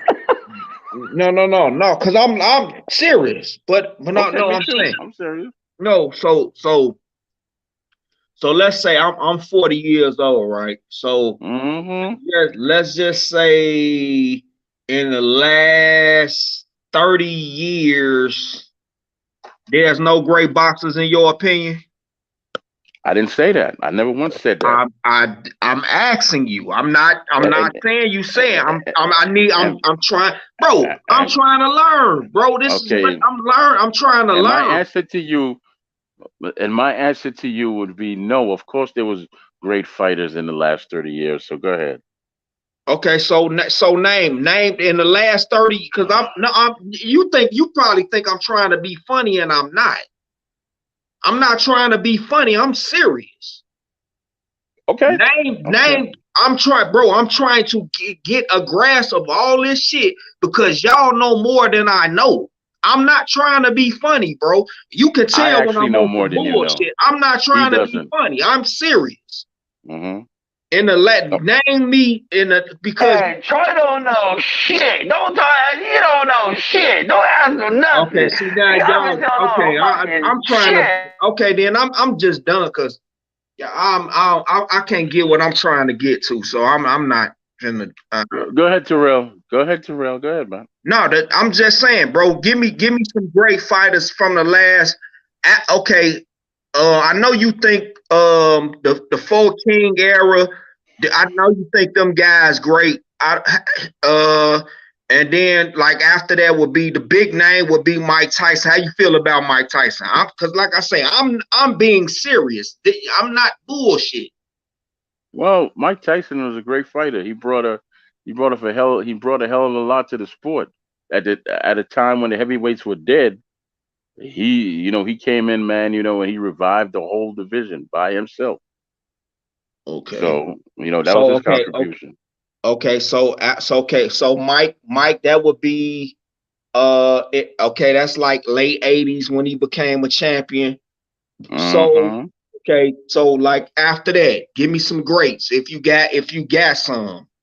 After the Mike Tyson era, give me some more greats that I could study. Okay, I tell you what, there's a guy you really should study. Is 2 of them. The first one, they called him the body snatcher. He's from Jamaica. His name is Mike McCollum, right? And James Lights Out Tony. Matter of fact, if you want to watch a great fight, go Google, go to YouTube, type in. Yeah, I know James Tony, of course. Exactly. Type in Tony versus McCollum. James Tony was on the show too. To this day, he'll tell you that Mike McCollum was his toughest fight. Okay. His toughest fight, and a lot of the stuff you see him doing, he learned from Mike McCollum. Because they fought each other 3 times. Okay. So they go 2 fighters right there. Okay, yeah, this is all a learning point. This is for me, I'm learning, bro. That's why you ain't heard me say shit in the last 20-30 minutes. Nah, James to me was always said he was impossible because I used to watch him, and a lot of stuff he did was timing and instinct, and he was just impossible to beat unless he beat himself by not being in shape or whatever. That's how great he was. That's how great. If he didn't want to lose, he wasn't gonna lose. Period. Right. Yeah. I heard. Yeah. See, this is what I'm saying. This is my frustration, bro. Last year, 2021, and I don't get the best fighting the best, and that shit is frustrating. Well, listen to me. It's been frustrating me for a while, and I tell you what I did, right? I started my own freaking podcast, and what I do is I book a lot of the older fighters and let them tell their stories, man, because I love hearing their stories, and and what that does is all that shared history will get you a lot of the knowledge that you seek, man. The last show we did, we had David Benavidez, Kevin Kelly, who fought at 126 pounds back in the day. Him and Prince Nazim had a great fight. That's a fighter from out of England. I remember them names. Yeah. Then there was Poison Junior Jones. Junior Jones was the first man to fight and beat. The hell is this dude's name? It's not Mark. Starts with an M, but for some reason kind of escapes me for right now. What's your channel, bro? Okay. Well, that channel over there belongs to a gentleman by the name of Glenn Diaz, but the name of the show is called Major Key Boxing, right? Okay. And I'm the co-host over there. It's called Major Key Boxing. It comes on Mondays. But you could go through our videos though. Yeah, for sure. Right, for sure. Yeah, we got Buddy McGirt on there. Tommy Brooks, the great trainer Tommy Brooks. You ever heard of him? No.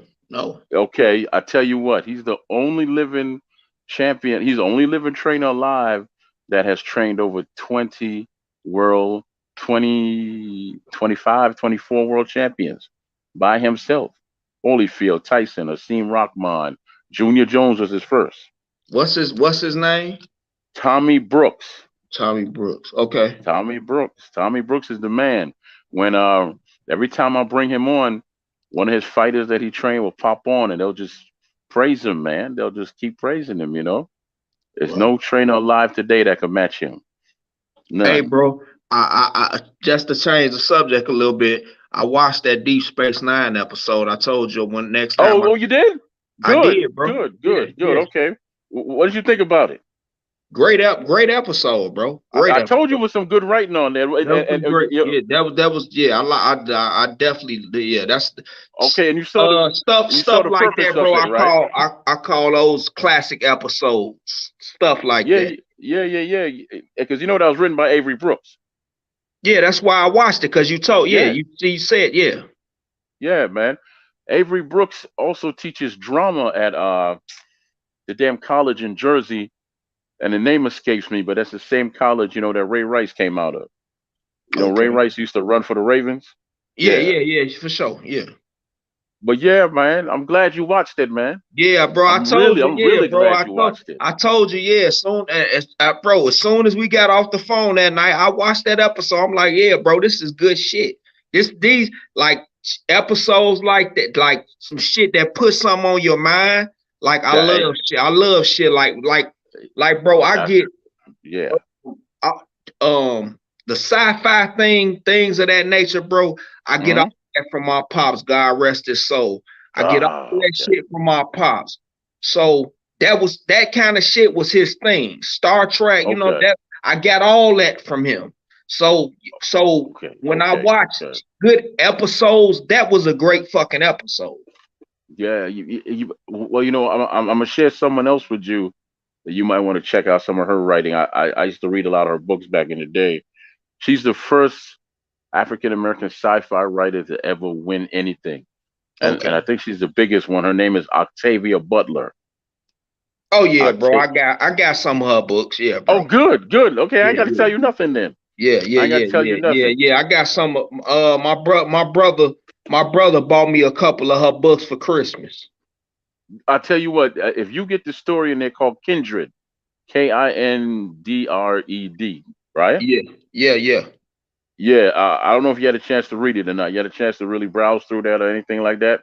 No, I didn't get a chance. Okay, I'm not going to ruin it for you, but I'm going to give you a quick summary, right? Kindred is like based in the 70s, right? Right. And it starts off, you know, with a mixed couple. There's a white man, you know, and you know, he's married to the sister, right? Right. And the sister keep having blackouts where she blacks out.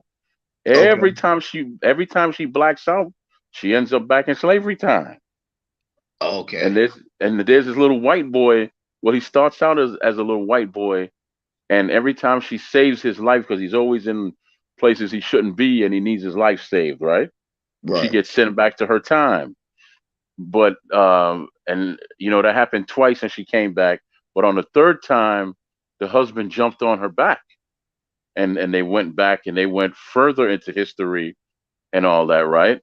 So now she's on the plantation and that same little young boy is the owner of that plantation. He all grown up now, right? Come to find out that boy that she was saving wasn't just the owner of her people, right? Right. He was her great grandfather because he he rapes her great-great-great-grandmother, and that's how the family gets started, right? Okay. So she has a choice to make. She can either let him die, or the family never existed at all, or she could just keep saving him and put the great-grandmother through hell and all that, and then the story goes from there. Now, as far as the husband, he got lost for a year somewhere along the way, but you'll find that out as you read the book. Okay. Yeah, I gotta go. Cause a lot of times I start reading stuff and then shit, I don't finish. But you sound like me now. I gotta go to the crib and see what books I even got. But yeah, I'm definitely familiar with that. I don't know, I forget which books he bought me, but right. Like I say, once I know you always around, so yeah, I'll let you know. But yeah, bro, definitely familiar with okay, cool. Yeah. You know, before I jump off here, I used to read a lot back in my 20s because I was a spoken word artist, so I had to, right. You can't write if you don't read, right? Right. So there was a book I read called Martin and Malcolm: The Dream and the Nightmare. I might be saying that wrong, but if you ever get a chance to, matter of fact, if you go to YouTube, you could probably find that on there. Okay. Just like but Martin Luther King has this one on there on YouTube. It's kind of long, but it's Martin Luther King. I think it's called A Three-Dimensional Life. Okay. Right? And that's actually the speech he was going to give before the I Had a Dream speech, because he was never going to give that speech whatsoever. I'm not going to tell you why, because if you choose to read the Martin and Malcolm: The Dream and the Nightmare, you'll find out why he even wrote they even wrote that speech, right? Okay, Martin and Malcolm, Dream. Yeah, The Dream and the Nightmare. Okay. And you could probably find that, like I said, you can find all this on YouTube so you can watch it. And the other one is A Three-Dimensional Life by Martin Luther King. Matter of fact, like I said, I might be phrasing that wrong, but it's on there though. Right. But the last thing is John Henry Clark. He's a historian. He was friends with Malcolm X, and he traveled the world. Years later, this is after Martin died. I'm talking about in the 90s when this man here became president of South Africa, Mandela, right? Yeah. Everybody knows, don't give him the microphone during no live show. He don't cuss or nothing, but he's just honest, right? Right. So it was 2 times they gave him the microphone that they shouldn't have. It was the one time was during I Have a Dream, celebration, right? Okay. And he said that was actually the worst speech ever written, because if you're dreaming, all that means is that you're still asleep. Mm-hmm. And then they snatched the microphone away from the brother, right? Yeah. And then he was at a summit here in Baltimore, and they were talking about Nelson Mandela becoming president and all of that. I mean, everybody was there, Farrakhan, everybody, right? Right. And some white lady, she put the live microphone in front of that man's face again, right? Right. And she asked him, "How do you feel about Nelson Mandela becoming president? Does it bring you? Isn't it a powerful and joyful thing?" And he looked at her straight and he said, "That man can't even tell his chauffeur what to do. He's only president in name." And they snatched the damn microphone away from his ass again. Damn. John Henry Clark. Wesley Snipes is going to do a movie on him. Yeah. I know about what's my Wesley Snipes did a movie on him already. It's called The Long Hard Road. Fuck. What's my other OG name? John Henry Clark and fucking what is his name? My other OG. Shit. God damn it. I can't think of it. But all them run the other guy. All them run together though. Yeah. They definitely all them run together. Like what's my name? What is his name? Chuck Diop. Chuck Diop. No, not Chuck D. No, Okay. His name is like he not from the States, but all them run together though. His name like something Diop. They all run together. John Henry Clark and damn, I can't think of his name, but they all brought so much awareness of like lost black. They brought so much shit to the table. I'll put it like that. They brought John Henry Clark, Diop. I can't. You will have to look. His last is Diop, but like I say, and then I don't know who that is. Yeah. I can't think of my other name. Fuck. But all them brought so much knowledge to the table in the last, like they brought so much knowledge to the table. And passion. That's another thing that's missing, because John Henry Clark said something that always stuck with me. He said, there wasn't John Henry Clark, it was Dick Gregory, right?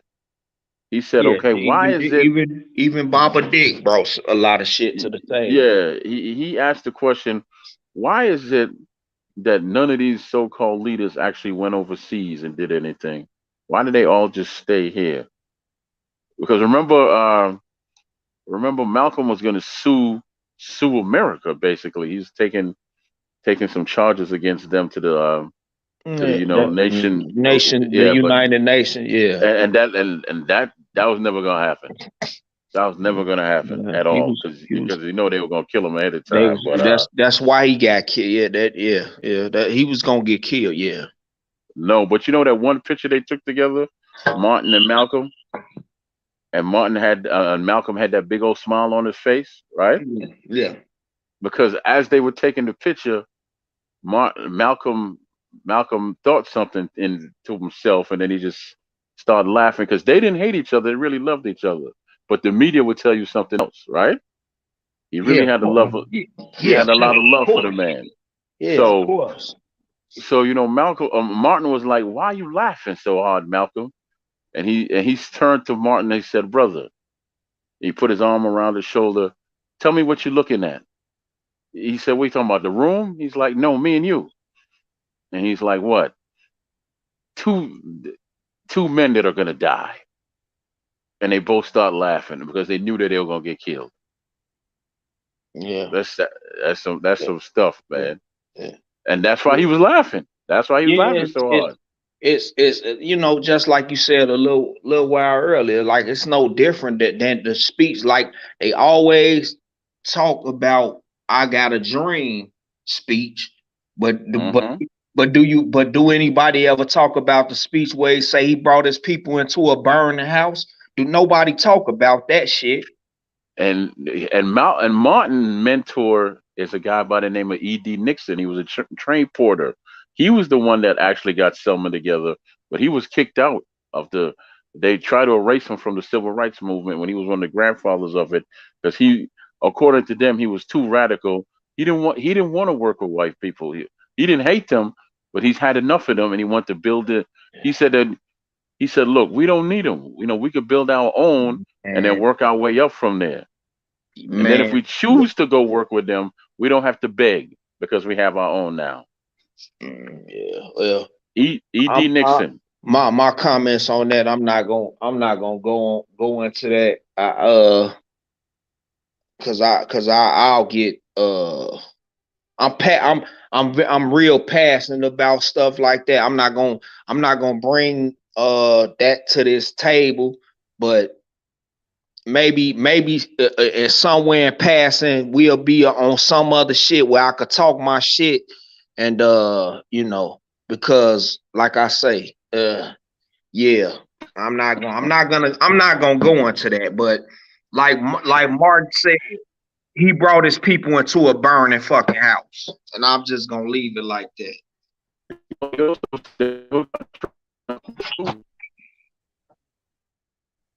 And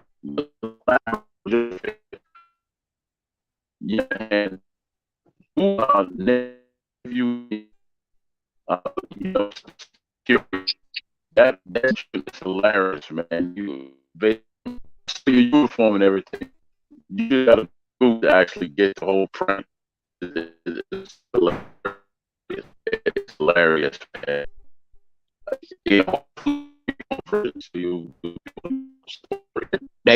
They breaking this conversation up, bro.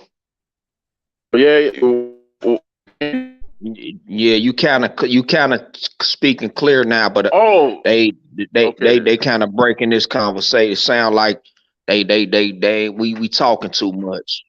No. Because I was saying to go ahead and Google nephew Tommy Frank phone calls. You know, the sleeping security guard. You gonna get a laugh out of that. Yeah. Okay. You're definitely gonna get a laugh out of that. But I'm going, man. I'm gonna go. I don't sleep at night a lot of times for whatever reason. But and then and then I spot read a lot now. I don't really read like I used to. Okay, but, I'm probably matter of fact, I think I'm finna go finna get off here, still on the clock. Probably go check out some of this new the third season the Star Trek Discovery.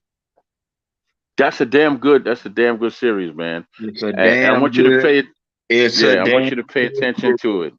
What do you see in that series? What do you see in that series? Because most people miss it. Most people miss it. What do you see? That's actually. Well, like I say, the series is in the 4th season. I watched the first 2 seasons. Okay. Shit. I just think it's some good shit. Good story, good story. Okay, as far as I'm concerned. Okay, well, there's a rule in Hollywood. It's kind of like an unwritten rule, right? Yeah, right. If you have more than 4 black people on a show, it's a black show. Okay. Look at all the black people that are on Star Trek Discovery. You got the captain. You got the African girl, like whatever she does. You have the gay doctor, right? Right. And then you have her boyfriend, right? Right. And I guess I should say, you got the president. You got the president of all the planets. She's black, right? Right. Then there's 2 other people in there that are black, and I mean real black. They're not light skinned. They black. Right. So there you go. That makes it the first Star Trek that's actually a black series.